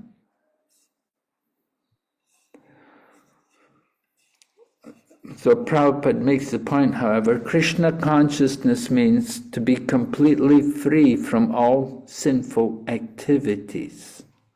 This is important. A devotee of Krishna should not have should not be involved in any kinds of sinful activities. It means he doesn't purchase meat, he doesn't sell meat, he doesn't, he's not involved in gambling and things like that. So the lifestyle of a devotee must be pure. And the same way, on the spiritual platform, it's a duty of the spiritual master to make sure his disciples avoid sinful activities. Otherwise, the spiritual master becomes responsible for their sinful activities. So when we give initiation, when a spiritual master will give initiation, he's very concerned to make sure that that person who's being initiated is not engaged in any kind of sinful activities. Because if he is, then the spiritual master also has to get involved, has to take some of that karma. And Srila Prabhupada indicated that before he left the world. He said, he held up his skinny arm and said, this is the result of accepting unqualified disciples.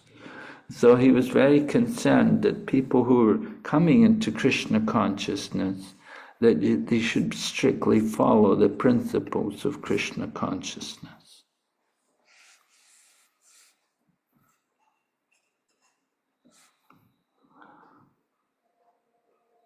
So Lord Vishnu is instructing Maharaj Prithu and telling him about the importance of following religious principles without attachment to ideas manufactured by mental concoction. So then you'll be happy, then you'll be liberated, and very soon you will meet the 4 Kumaras.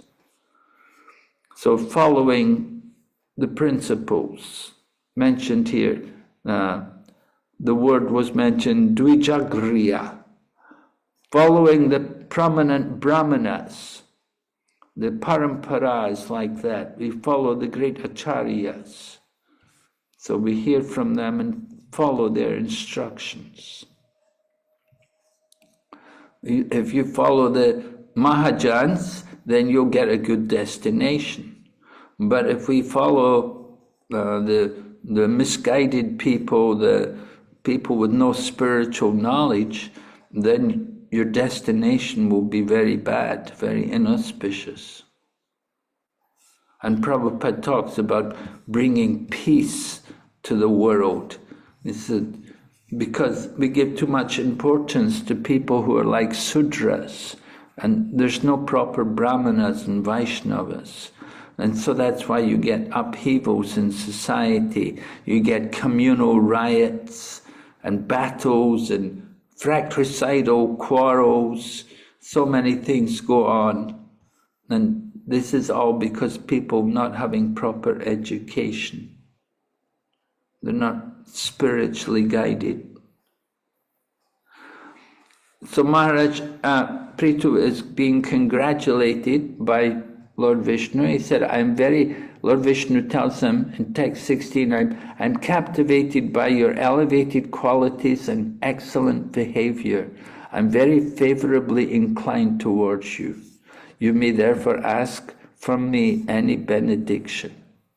So the behavior, he's very pleased with the behavior. And in this purport, Prabhupada lists the different qualities of a devotee. Prabhupada was on one television program in the USA, and the interviewer asked Srila Prabhupada, he said, how would I recognize one of your members, Swamiji?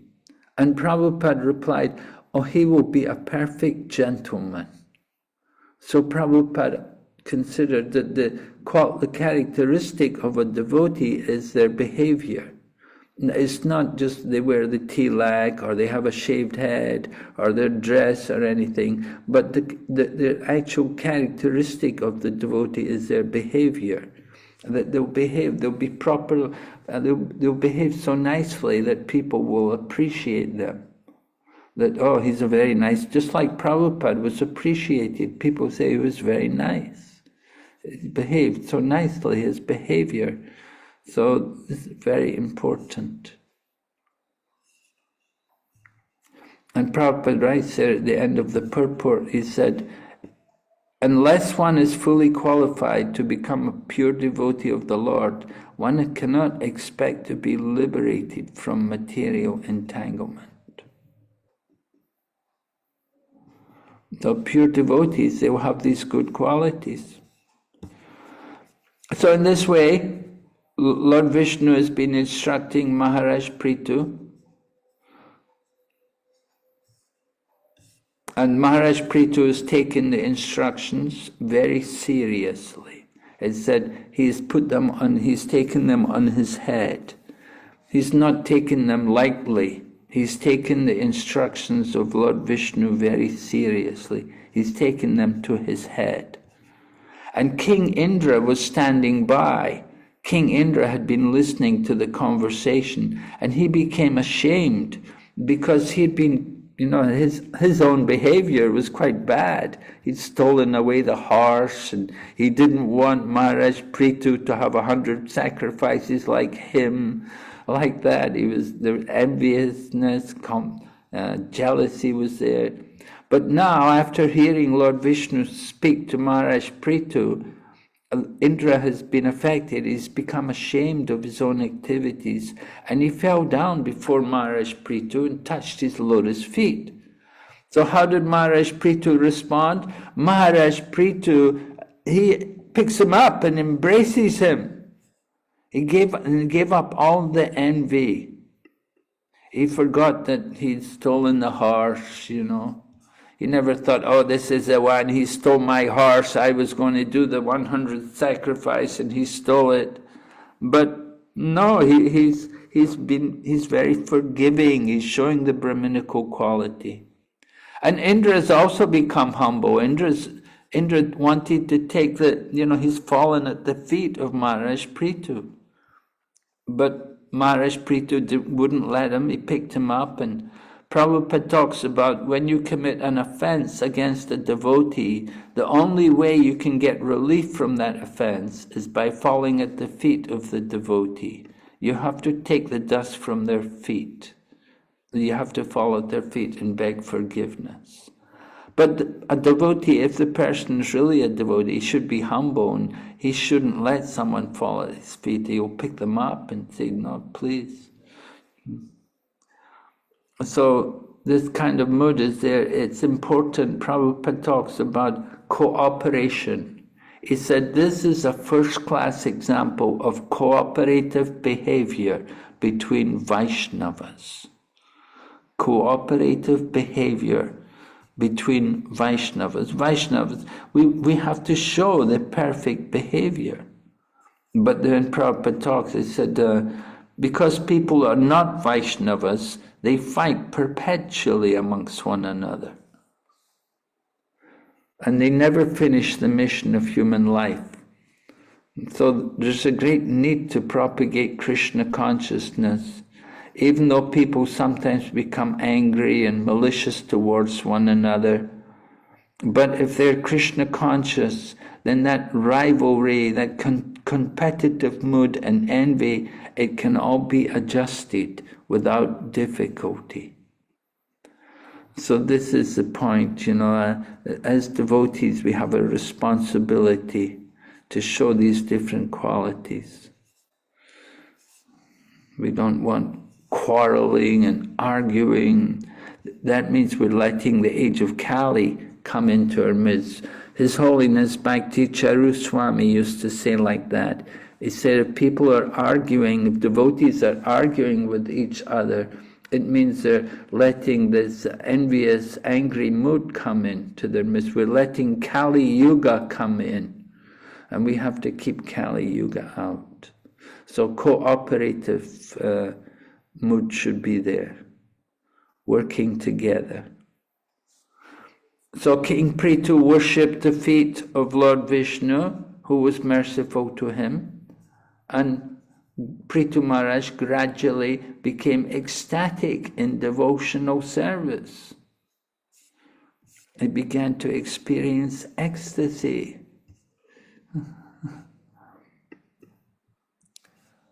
And this is not surprising. The Lord is Bhaktavatsala. He reciprocates with his pure devotees. Because the devotee is in the heart of the Lord is very kind to his devotee, especially his pure devotee. So Lord Vishnu was about to leave, but he was so much inclined to Maharaj Prithu, he did not depart. Just like Lord Krishna was about to leave Hastinapur when Queen Kunti came running before him and offered her prayers. Queen Kunti came with her prayers and Lord Krishna heard her prayers. He couldn't go. He stayed for another couple of months. So here also Lord Vishnu stays with Maharaj Prithu, and seeing the behavior of Maharaj Prithu, he was so affected, he was so appreciative of the devotee. So this is the reciprocation between the Lord and the devotee. Prabhupada writes, he is always in everyone's heart, but only the devotee can realize the Lord's presence, and thus he is directly connected. And he takes instructions from the Lord at every moment. Therefore, there is no chance of a devotee's being in error, nor is there any partiality on the part of the Lord for his pure devotee. So Prabhupada says there's no chance of a devotee being wrong because he's taking direction from the Lord. So, of course, you have to be a pure devotee to get that perfect direction. Not everyone, we're not all so pure. But Maharaj Prithu is very pure, and he got perfect direction. So we're hearing Maharaj Prithu was in ecstasy, and being with the Lord and having all this instruction from the Lord, Maharaj Prithu's bhava had been aroused and his voice is faltering and choked up. Tears are coming from his eyes. He wants to speak to the Lord, so he folds his hands and he's ready to speak to the Lord. The Lord, it said, the Lord stood with his lotus feet almost touching the ground. Maharaj Prithu is wiping the tears from his eyes and he looks at Lord Vishnu.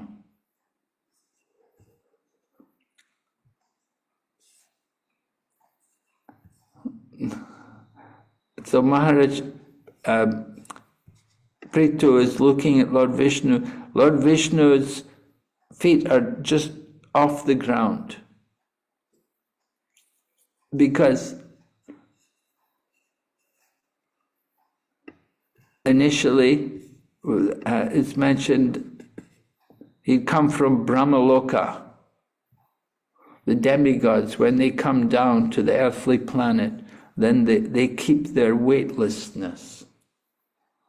So they can stand without touching the ground. So Lord Vishnu came there, but initially he wasn't touching the ground. But because he was playing the part of coming from the higher planets, so he wasn't touching the ground. But then later, then he touches the ground. That he's fully satisfied with the behavior of Maharaj Prithu, and he acted as the personality of Godhead Narayan from Vaikuntha. So when he plays the part of Narayan, then his feet touch the ground. So it's mentioned here like this. Maharaj Prithu is appreciating this.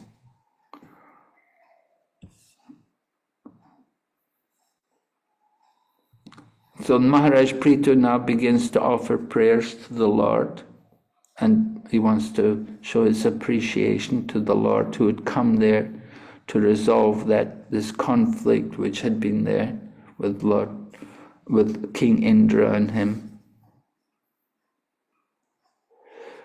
So Maharaj Prithu describes that he doesn't have any desire for any material benediction from the Lord. He said, I know you can give all different kinds of benedictions, but he said, I have no desire to go to the heavenly planets or to get liberation or become one.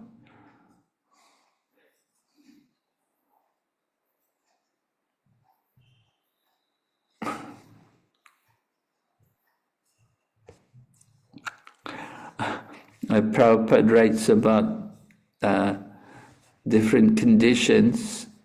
Merging into the existence of the Lord is considered as good as hell. And then Prabhupada said the word narak means hell.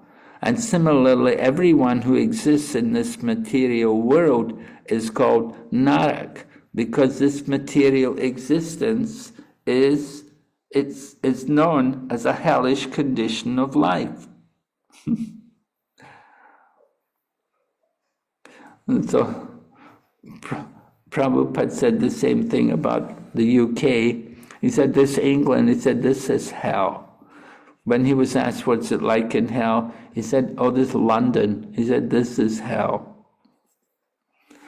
So Prabhupada, there were quite a few hells. He said factories was another name for hell.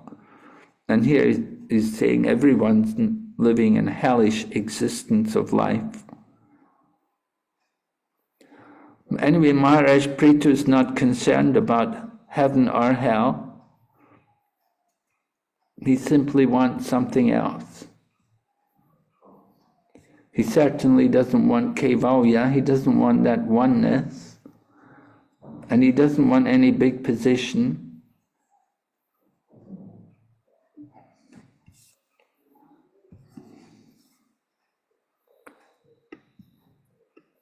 So this mentioned, he said, I want the benediction. What does Maharaj Prithu want? He said, I want the benediction of at least 1,000,000 ears, for thus I may be able to hear about the glories of your lotus mouth from the mouths of your pure devotees.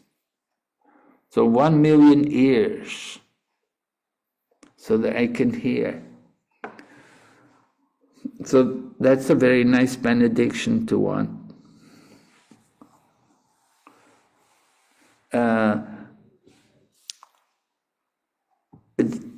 There's a prayer by Rupa Goswami, and he says, no one knows how much nectar there are in the two syllables, Krishna. He said, when I chant the holy name, I wish that I had millions of tongues to chant and millions of ears to hear the holy name. And he said, when the holy name enters into the courtyard of my heart, then it conquers the mind's desires and all the senses become inert. So in this way, Rupa Goswami, he was describing a similar situation, that he wanted to have many tongues and many ears to enjoy chanting the holy name and hearing the holy name. So here also Maharaj Prithu is asking, he wants at least 1,000,000 ears so that I can hear the glories of your lotus feet from the mouths of your pure devotees. Very nice wish to get that. So it's important for us to hear from the devotees, don't just hear from anyone. Lord Chaitanya was very strict in that.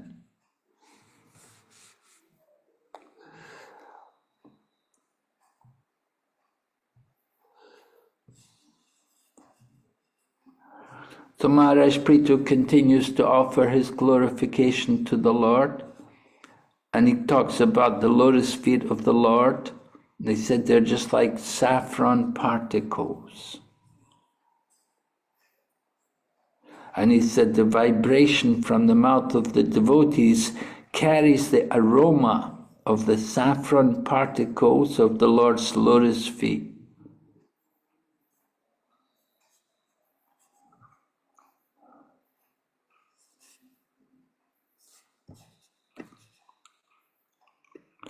So Prithu Maharaj said, I don't need any other benediction but the opportunity to hear from the mouth of your pure devotee.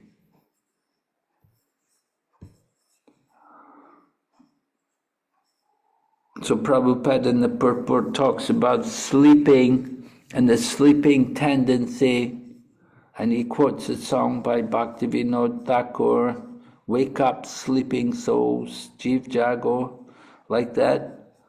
It's so difficult to keep ourselves awake, overcome that tendency for Maya. Prabhupada would often chastise devotees for sleeping. And sometimes the devotees would say, I'm not sleeping, Prabhupada. And Prabhupada would argue back. He would say, if your eyes are closed and you're not moving, then you are asleep. So nobody could defeat Prabhupada when it came to arguing. So in the purport here, text number 25, Prabhupada writes, every one of us is kuyogi. Kuyogi means we're not interested in devotional service. He said, every one of us is kuyogi because we have engaged in the service of the material world, forgetting our eternal relationship with the Lord as His eternal loving servants. So it's our duty to become suyogi. Instead of kuyogi, we should become suyogi, meaning perfect mystics. So to do that, we have to hear. And Lord Chaitanya says, Prabhupada quotes in the purport, you can stay whatever position you're in, but we have to hear from the devotees. All right, that was the main principle. When Lord Chaitanya was discussing with Ramananda Rai was asked to give verses about the ultimate goal of the highest principle of religion. And he quoted different verses, and finally he came to this verse which says, just simply stay in whatever. Stane stita shrutigatantan vanmanobir yeprayaso jita jitopi asitais trilokyam. Yeah, the conclusion was, the answer which Lord Chaitanya wanted was that stay in whatever position you are in and simply hear about Krishna in the association of devotees. In this way, you can conquer Krishna. Although Krishna is unconquerable, he becomes conquered by the pure love of his devotee.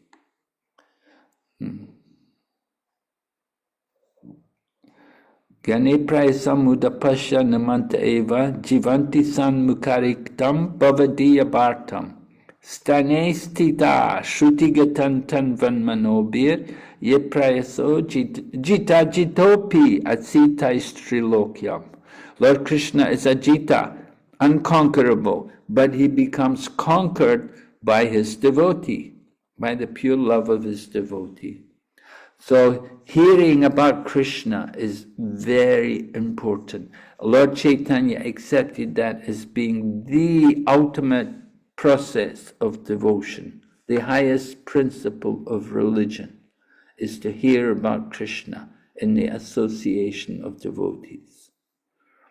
And Prabhupada writes here, this process of hearing from the mouth of a pure devotee is very important for making progress in the line of spiritual understanding. Very important. Okay, going ahead. Next verse, 26. Association of devotee is the most important factor in this world. The word Arya refers to those who are advancing spiritually in the history of the human race. The Aryan family is considered to be the most elevated community in the world because it adopts the Vedic civilization. The Aryan family is distributed all over the world and is known as Indo-Aryan. Anyway, Prabhupada did say association, 98% of our Krishna consciousness depends on association. We have to get association. You know, sometimes you get people saying, oh, well, I'll just simply stay at home and chant and read. I don't want association. Then we know they're not going to last very long. If people don't associate, it will be very difficult for them to maintain Krishna consciousness. So you have to get association. And this is stated here in this verse also.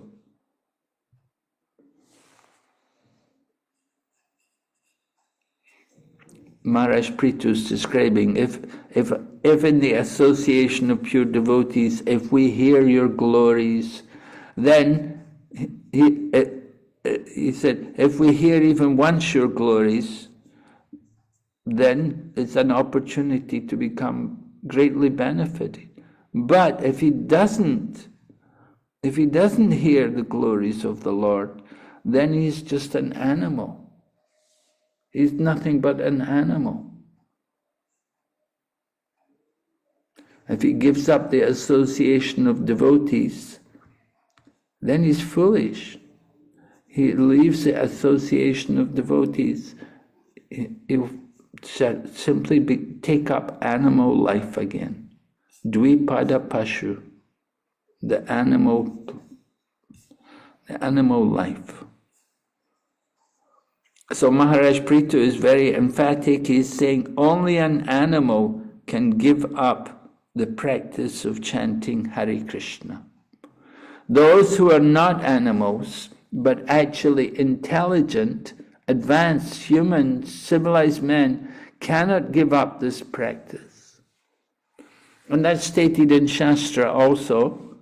in relation to the appearance of Lord Chaitanya. It's in the 11th canto. Karabhajana Muni is speaking with Maharaj Nimi. Krishna Varnam, no. Oh, Krishna Varnam Tavish Akrishnam, Krishna Varnam Tavish Akrishnam. Anyway, that verse which describes the appearance of Lord Chaitanya, Yagnai Sankirtan Praya, Yajantihi Sumedasa, Krishna Varnam Tavisha Krishnam, Sango Pangrishta Parshadam, Yagnai Sankirtan Praya, Yajantihi Sumedasaha. So Sumedasaha, Medasa means intelligent, and Sumedasa means purified intelligence. Purified brain. In contrast, in the Bhagavad Gita, Krishna is talking about people who worship the devas, other gods. He said, Antavat tupalam tesham tadbhavati aupamedashaha. So you've got aupamedashaha in the Bhagavad Gita, aupa meaning small or meager intelligence. And who has small or meager intelligence? People who worship other gods than the Supreme God. Their intelligence is considered very meager or small. But people who are engaged in the chanting of the Maha Mantra and who are taking part in the Sankirtan movement, they have purified intelligence. Their intelligence is Sumedasaha. So Maharaj Prithu said, now I want to engage in the service of your lotus feet. And I want to serve just like the goddess of fortune, who carries a lotus flower in her hand. But Maharaj Prithu has a problem.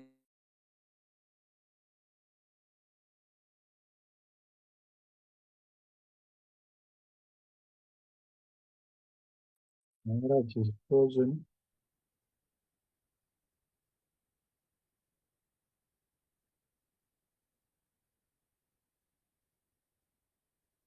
Maybe a network problem. Maybe.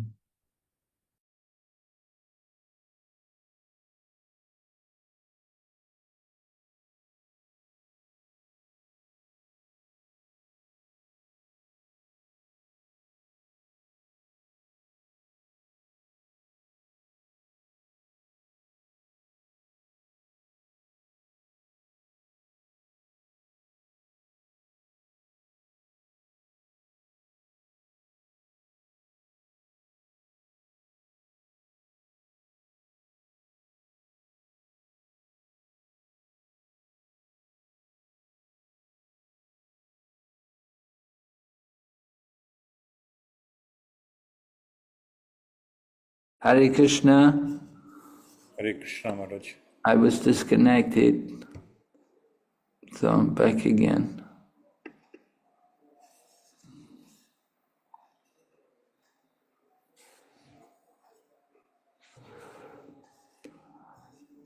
So Maharaj Prithu is saying he may have a conflict with the goddess of fortune because they both be interested in doing the same service for the Lord.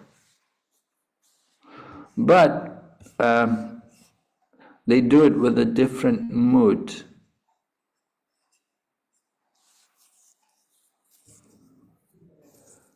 The goddess of fortune and Maharaj Prithu are quite different. Although Maharaj Prithu wants to serve the lotus feet of the Lord, the goddess of fortune is there and she usually does that. So Maharaj Prithu is considered to be an incarnation of Lord Vishnu, but a Shaktavesha avatar.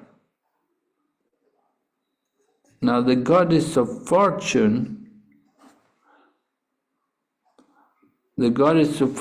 she is one of the wives of the Lord. She's the consort of the Lord, and she has a place on the Lord's chest. But she's always she's engaged in a lot of service for the pleasure of the Lord. And Prabhupada talks about that in the purport. how the goddess of fortune likes to do many services, and she doesn't like to let other people come and serve the Lord.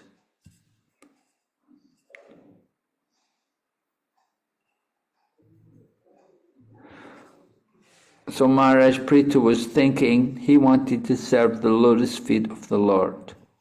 So Maharaj Prithu, he is on the platform of Dasharas. But the goddess of fortune, she is in Madhurya Ras, because she's the wife. She's the wife of the Lord. She has the opportunity. She is the, Prabhupada writes, she's the universal mother, Jagan Mata, the mother of the universe. So there was no real competition. He wouldn't be able to compete with her. But he feared that she might take offense at his engaging in the service of the Lord. Of course, one of the points is that Lakshmi is chanchala, that she is restless. So sometimes she may go away. So at that time, Maharaj Prithu may come. And when she comes back, then she may be upset.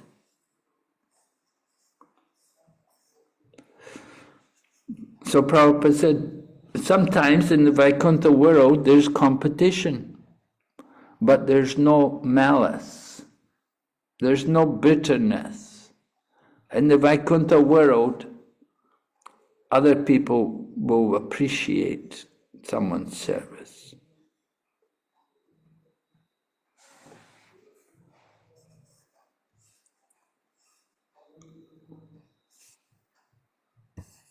Maharaj, I had a quick question.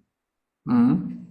So, with the Shakti Avesh avatar aspects of the Lord, when it's a Jiva Tattva, then do you know how when Krishna kills someone, whether he's killing a devotee or a non-devotee, they achieve liberation?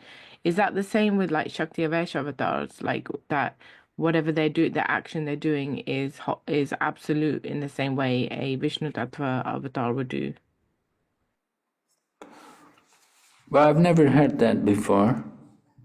For example, Parasuram, Parasuram, I think Parasuram is also Shaktavesha avatar. And he killed a lot of people. I never heard that they were all liberated. Did it happen? Did they all get liberated? I'm not sure. I guess that's my question, that whether they would achieve the same mercy. Like, for example, Shishupal, when he gets killed by the Lord, we know that he attains liberation. And then there's that whole discussion in Canto 7. So I was just wondering what the situation of a Shakti Avesh Jiva Tattva would be.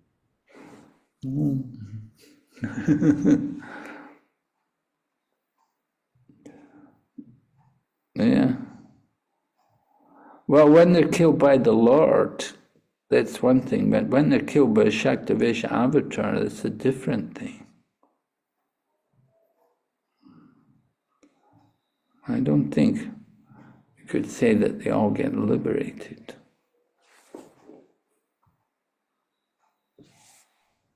Oh, Maharaj, thank you.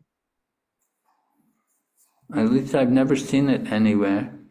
Yeah, I'm just very curious because Parashuram kills so many of the Kshatriyas. I'm just wondering what the outcome of that is for the souls that are killed, because he kills both like good kings and bad kings. So I was just a bit curious. Well, at least you get karma kanda. If they're killed on the battlefield, then they go to the heavenly planets. Right? If it's on the platform of karma kanda, die on the battlefield. To die on the battlefield for the Kshatriya is glorious, and because they will go to heaven. So if they were killed by Parasurama, they could go to heaven. They attain the higher planets. Thanks, Maharaj. All right. So anyway, text 28 goes on, there's more discussion about Lakshmi and her service. And Maharaj Prithu's quite concerned about it. That he says she may be angry with me because of my intruding upon her service, acting on that platform to which she is so much attached. But I am hopeful that even though there's some misunderstanding, you will take my part, for you are very much inclined to the poor, and you always magnify even insignificant service unto you. Therefore, even though she becomes angry, I think there is no harm for you, because you are so self-sufficient that you can do without her. So he said to the Lord, well, you're Atmarama. Because you're Atmarama, you're self-sufficient. So you don't need Lakshmi anymore anyway. So it's interesting. Prabhupada said, all this is not very likely. Yet Maharaj Prithu, just for his personal protection, appealed to the Lord to take his part.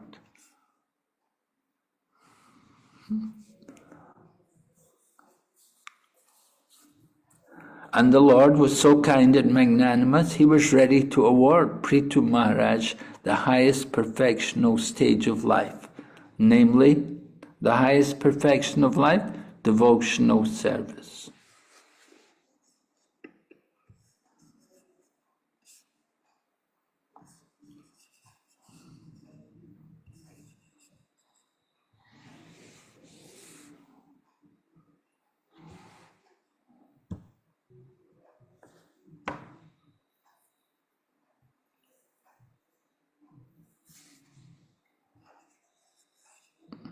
So 29 continues, Maharaj Prithu, his prayers.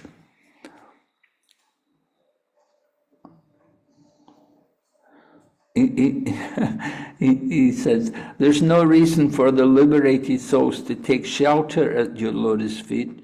Such souls are constantly thinking of your feet.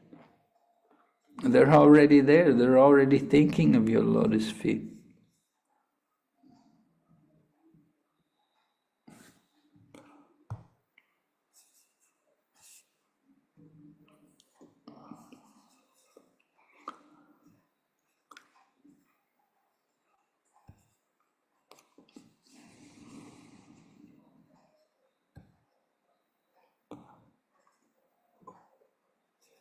So he's comparing the platform of liberation to devotional service. Of course, people who are engaged in devotional service, they're not really interested in liberation. They're already liberated. People who are doing devotional service begins on the platform of liberation. So liberation is not at all the goal for a devotee.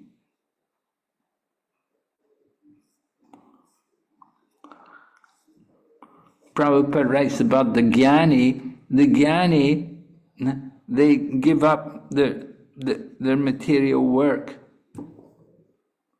The jnani understands that there's material work, the material world is all miserable, so many trials, so many difficulties in the material world. They give up everything. And so they take karma sannyas. Karma sannyas, give up all work.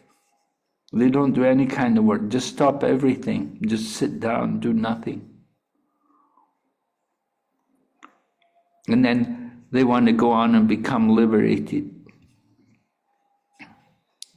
If they get some proper knowledge, they come to devotional service.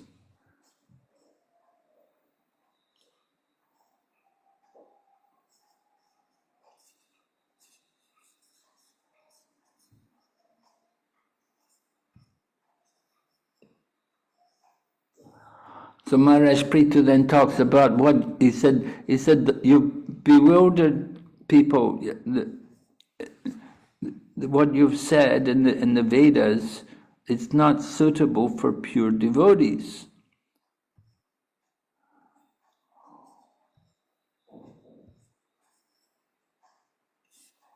people become affected by this, the language of the Vedas. The language of the Vedas offer elevation to higher planets and longer life and material enjoyment, or it can also offer impersonal liberation, but it rarely speaks about devotional service.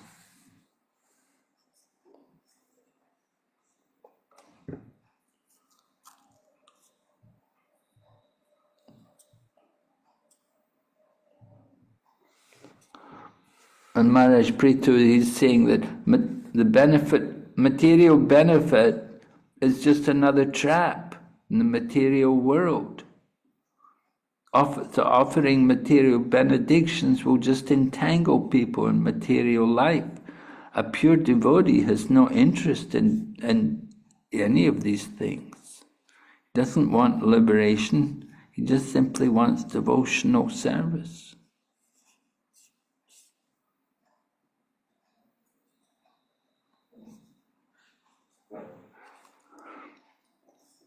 Because of the material energy, people are trying to enjoy the material world.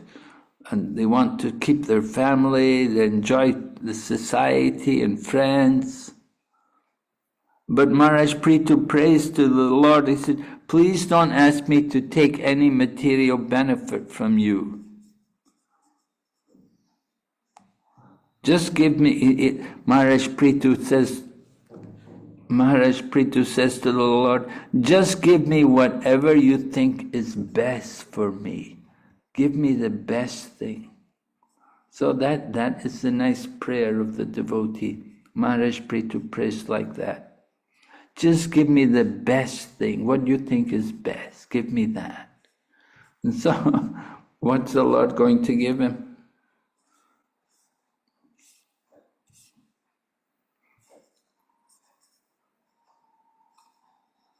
We shouldn't want any kind of material happiness. We should simply want to be engaged in the Lord's service. That is the highest perfection of life. And Prabhupada quotes, of course, Lord Chaitanya's 4th verse of the Shikshastikam, Nadanam Najanam Nasundarim, that we don't want this, I don't want that, I simply want devotional service, birth after birth.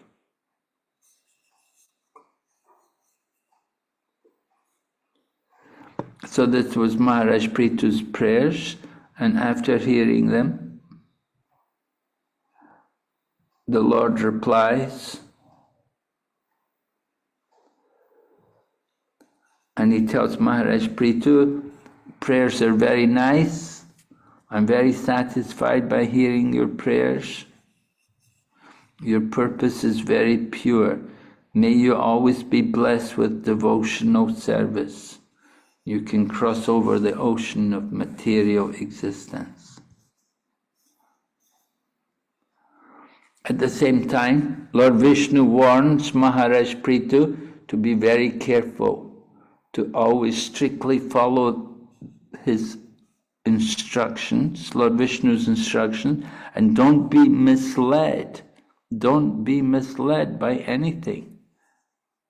Simply carry out my orders faithfully, and you'll always have good fortune wherever you go. So he's been given instructions to be very careful. And then Maitreya continues talking to Vidura. He tells them how Lord Vishnu appreciated the prayers of Maharaj Prithu. And then Maharaj Prithu worships the king, and then the king's ready to go. Prabhupada points out, when a devotee offers prayers, it is not to ask for some material benefit, but to ask the Lord for his favor. He prays that he may be engaged in the Lord's service, in the service of the Lord's lotus feet, birth after birth. Janmani, Janmani, birth after birth. A devotee is not interested in liberation. Lord Chaitanya Shikshastikam said, I just want devotional service, birth after birth. So that is the mood of the devotee.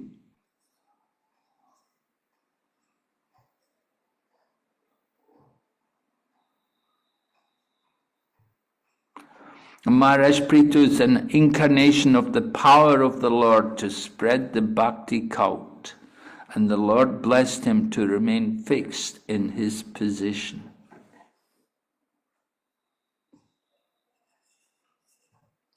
So the Lord was happy when Maharaj Prithu said, I don't want anything material. That was pleasing. Lord Vishnu was happy to hear that.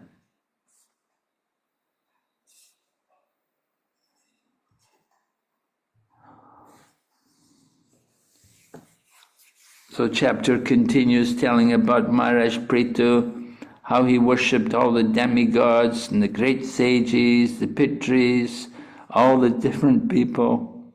He worshipped many other living entities who had all come to the sacrificial arena. He worshipped all of them, as well as the Supreme Personality of Godhead and the personal associates of the Lord, by offering sweet words and as much wealth as possible.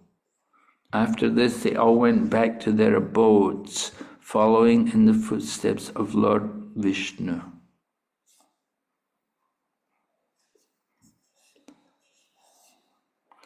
So Srila Prabhupada discusses that there are 14 different levels of planetary systems. People think life is only on one planet. He said, this is nonsense. Life is everywhere in the universe. And all these different people, they'd all come for the sacrifice from different places in the universe.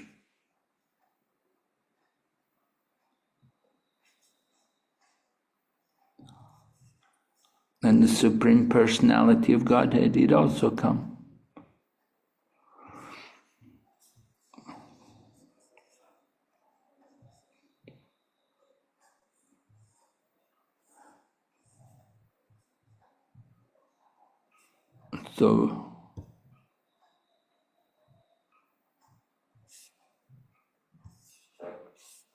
So the Lord who came in the sacrificial arena of Maharaj Prithu, that is Kshirodakashayi Vishnu.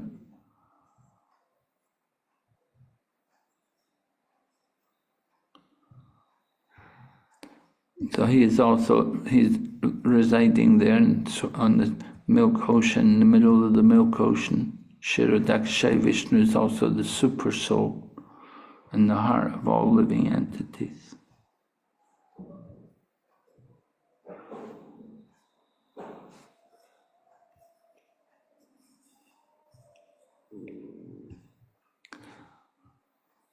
So in text 38, they make the point that the Lord, although his body is not material, he appeared to the sight of Maharaj Prithu.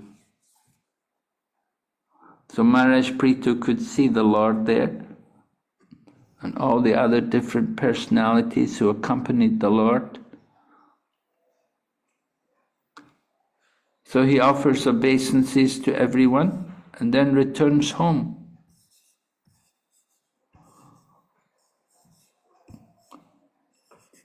So this is the main points of this chapter.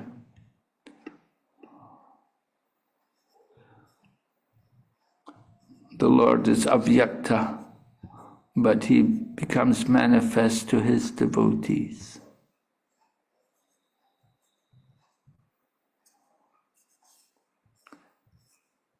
Okay, are there any questions on this chapter? We've heard how Maharaj Prithu had the darshan of the Supreme Personality of Godhead in the arena of sacrifice. Lord Vishnu came there along with Indra, and they came to instruct Maharaj Prithu not to be attached to performing 100 horse sacrifices. they told him, you have to forgive Indra. He was given that instruction by Lord Vishnu, that he shouldn't be in the bodily concept of life. The sacrifices should be performed for the pleasure of the Supreme Lord, not for his own pleasure.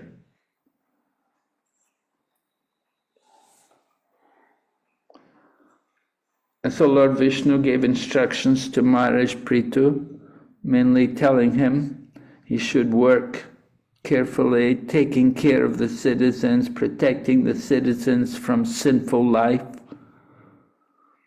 And the Lord encourages him also, do karma yoga, work in a detached manner, offering the results of his work for the Lord. Cultivate knowledge also by hearing from the pure devotees, and in this way come to Bhakti Yoga. So after getting instructions from Lord Vishnu, Maharaj Prithu offered his prayers to Lord Vishnu, and his prayer, he asked, just let me have millions of ears so that I can hear the glories of the Lord. And then we had also Indra falling at the feet of Maharaj Prithu, asking forgiveness, and Maharaj Prithu very humbly picking up Indra and embracing Indra and showing wonderful behavior.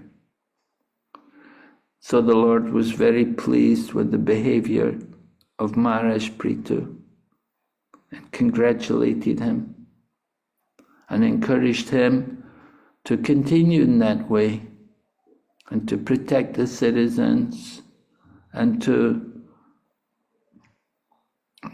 continue hearing the topics of the Lord in the association of pure devotees.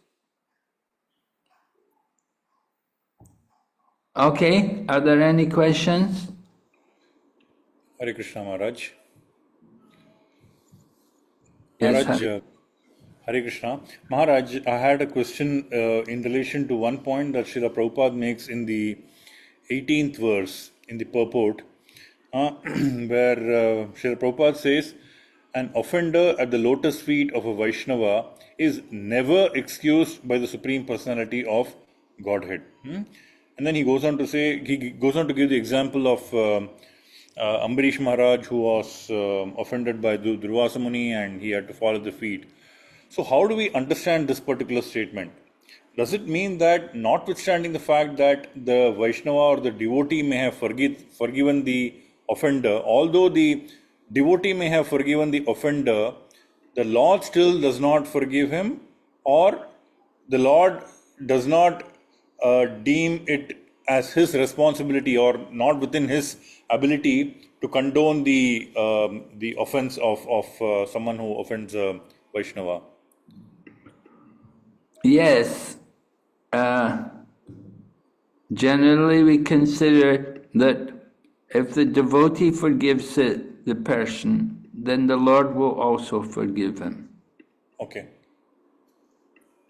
If the devotee, just like it was described, Ambarish, Durvasa Muni came back to Ambarish and he fell at the feet of Ambarish and he got forgiven.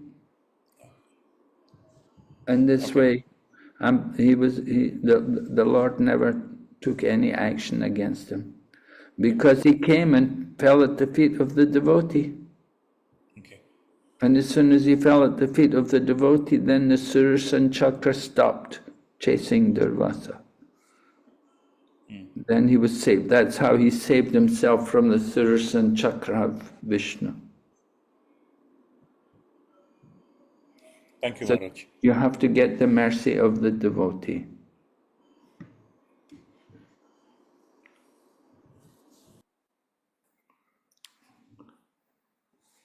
And with the mercy of the devotee, then you get the mercy of the Lord. By the mercy of the Lord, by the mercy of the devotee, you get the mercy of Krishna.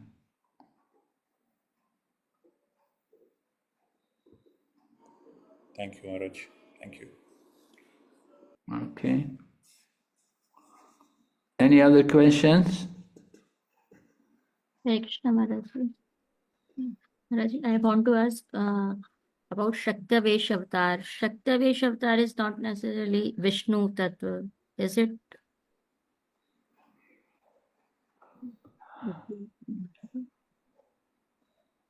Well,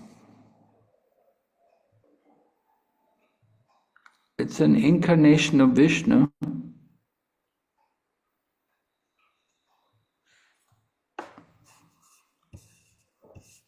It is always Vishnu Tattva. Yeah, I would consider that it is Vishnu Tattva because it's an incarnation of Vishnu.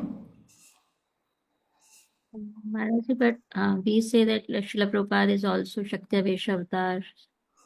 Well, yeah, we say like that, but you know that's our feeling. But that's how, you know, of course, not everybody's. You know, that's not. Everybody has that feeling. Not everybody has that feeling. That, you know, like if you go outside of ISKCON, you don't find people have some same kind of feeling about Prabhupada. You know, we have that feeling because he's our founder, Acharya. We're following him. But it doesn't mean that everybody's following him. And just like Lord Chaitanya, you know, we accept Lord Chaitanya as the Supreme Lord, but other places like Sri Vaishnavas and so on, they don't follow Lord Chaitanya. They don't accept Lord Chaitanya. They have their own ideas. Who's Lord Chaitanya? So we say, and we of course we have verses from the scriptures to support Lord Chaitanya's position also. And Srila Prabhupada, you know, we can also support Srila Prabhupada's position. We could say he's a Senapati Bhakta who came to, you know, to deliver people in the Kali Yuga, to deliver the fallen souls. So it's you know, it's not going to be the same everywhere. Some places, like we have our teachings, and not everybody will agree with everything we say. So Parasarama, however, that's you know, that's a much more historical figure, and he's one of the Dasa avatars. And Jayadeva Goswami's Dasa Avatar Stotra, he's there. So he's, you know, a very important personality. Although Shaktavesha Avatar, but still we could consider he's also Vishnu, in a sense. Thank you.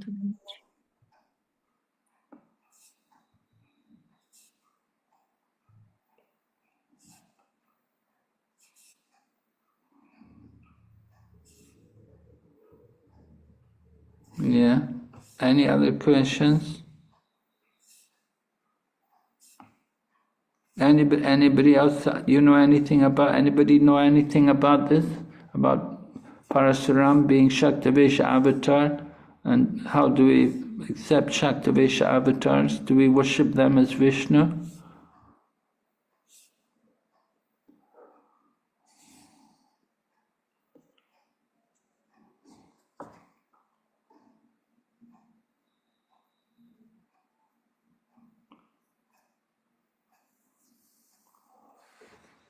It will depend up to, maybe the Ministry of Deity Worship have to make a decision on that, you know. What is going to be the standard?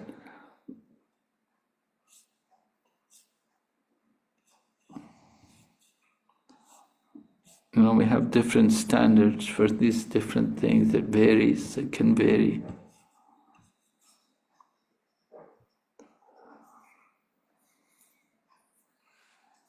But I would see him as I would consider him that we could worship him as Vishnu. One question, Naradji is also a Shaktavesh avatar. Narada. Yes. Narada, is he Shakta? Yes, usually Shaktavesha, right? He's the pure son, yeah. He's the best of the sons of Brahma. Maharaj, there is a temple for Lord Parshuram in the south. Apparently that is one of its kind. It's in Trivandrum. It's called Parshurama Kshetram, where the personality of Lord Parshuram is actually worshipped in a deity form. So there is an example of course, we don't know which sampradaya it is or which parampara does that, but yeah. But there is temples there, yeah. Certainly people doing maybe martial arts, probably, maybe they worship Parasuram. I'm not sure. But yeah, it's interesting. And certainly Jayadev Goswami considers him like Vishnu. Keshavadrita Bhrigupati Rupa. Oh, Bhrigupati Rupa, right. Bhrigupati Rupa, right. So he put him in there as a form of Vishnu. What about Narada? Narada is also Shaktavesha avatar.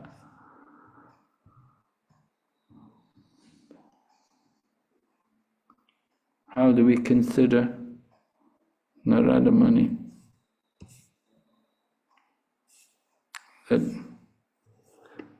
Srila Prabhupada had us put a seat at the side of the altar in London. They said Narada Muni, Lord Brahma, they like to come to Aarti.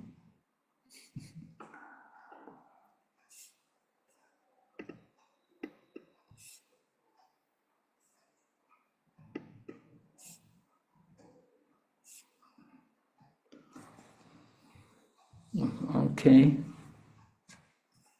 So, any other questions?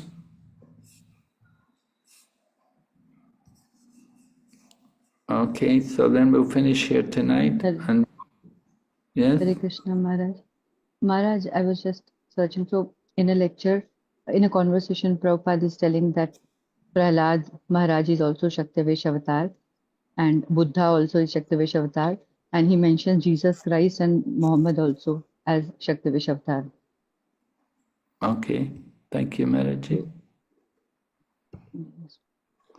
Thank you. Then the question is, how do we go about it?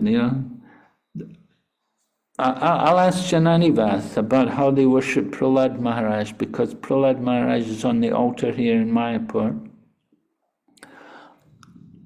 and he's Shaktavesha avatar. So how do they go about it? Do they make any distinction? Yeah, he's also we're all Vishnu, right? We're all part of Vishnu, but we're tiny parts of Vishnu, and they're empowered parts of Vishnu. There is a distinction, but in one sense, we're all Vishnu. We're connected there to Vishnu. But Lord Buddha, certainly we could put him on the altar, and Lord Jesus Christ also, we did that before. Some countries, I think it was in Ireland, and they had the Lord Jesus there. Yeah, you can do that. We recognize them as being empowered personalities, Shaktavesha avatars.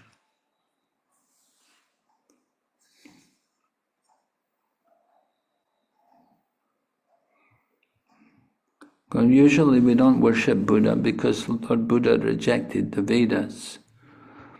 And similarly, Lord Jesus Christ is not really Vedic. I don't know how it becomes becomes difficult if you open up to everyone. If you put all the Shaktavesha avatars, then very difficult. But they certainly did great work for the benefit of the world, and we should appreciate them. They delivered many souls. Lord Jesus Christ, Prophet Muhammad, they did a lot of great work delivering souls. Hare Krishna, Maharaj. In another place, Srila Prabhupada is telling that Shaktavesha avatars, there are two kinds. One are directly empowered for particular mission, comes from the transcendental spiritual sky, and others, those who are in this material world. But they have got some specific power, uncommon power, not found in ordinary man. They are called Vibhuti. Thank you, Manaji. Where is that from?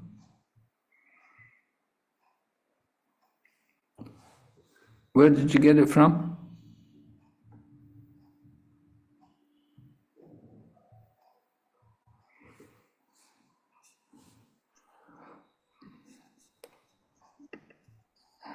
I think she lost her connection. She's gone. Oh, I'm Mar- sorry. I'm sorry, I was on mute. Yeah, this is from a lecture on Chaitanya Charitamrita, Madhya Leela 20.367 to 84 in New York, December 31st, 1966. Okay, 1960. Yes. Thank you very much. Very nice. Okay, so we'll stop. Mataji, could you post the link in the chat group or in the WhatsApp group later? Thank you. Yes. Hare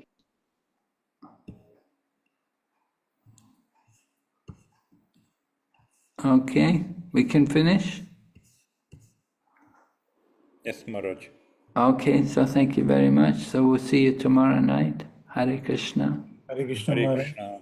Srila Prabhupada ki jai. Jai. Thank you.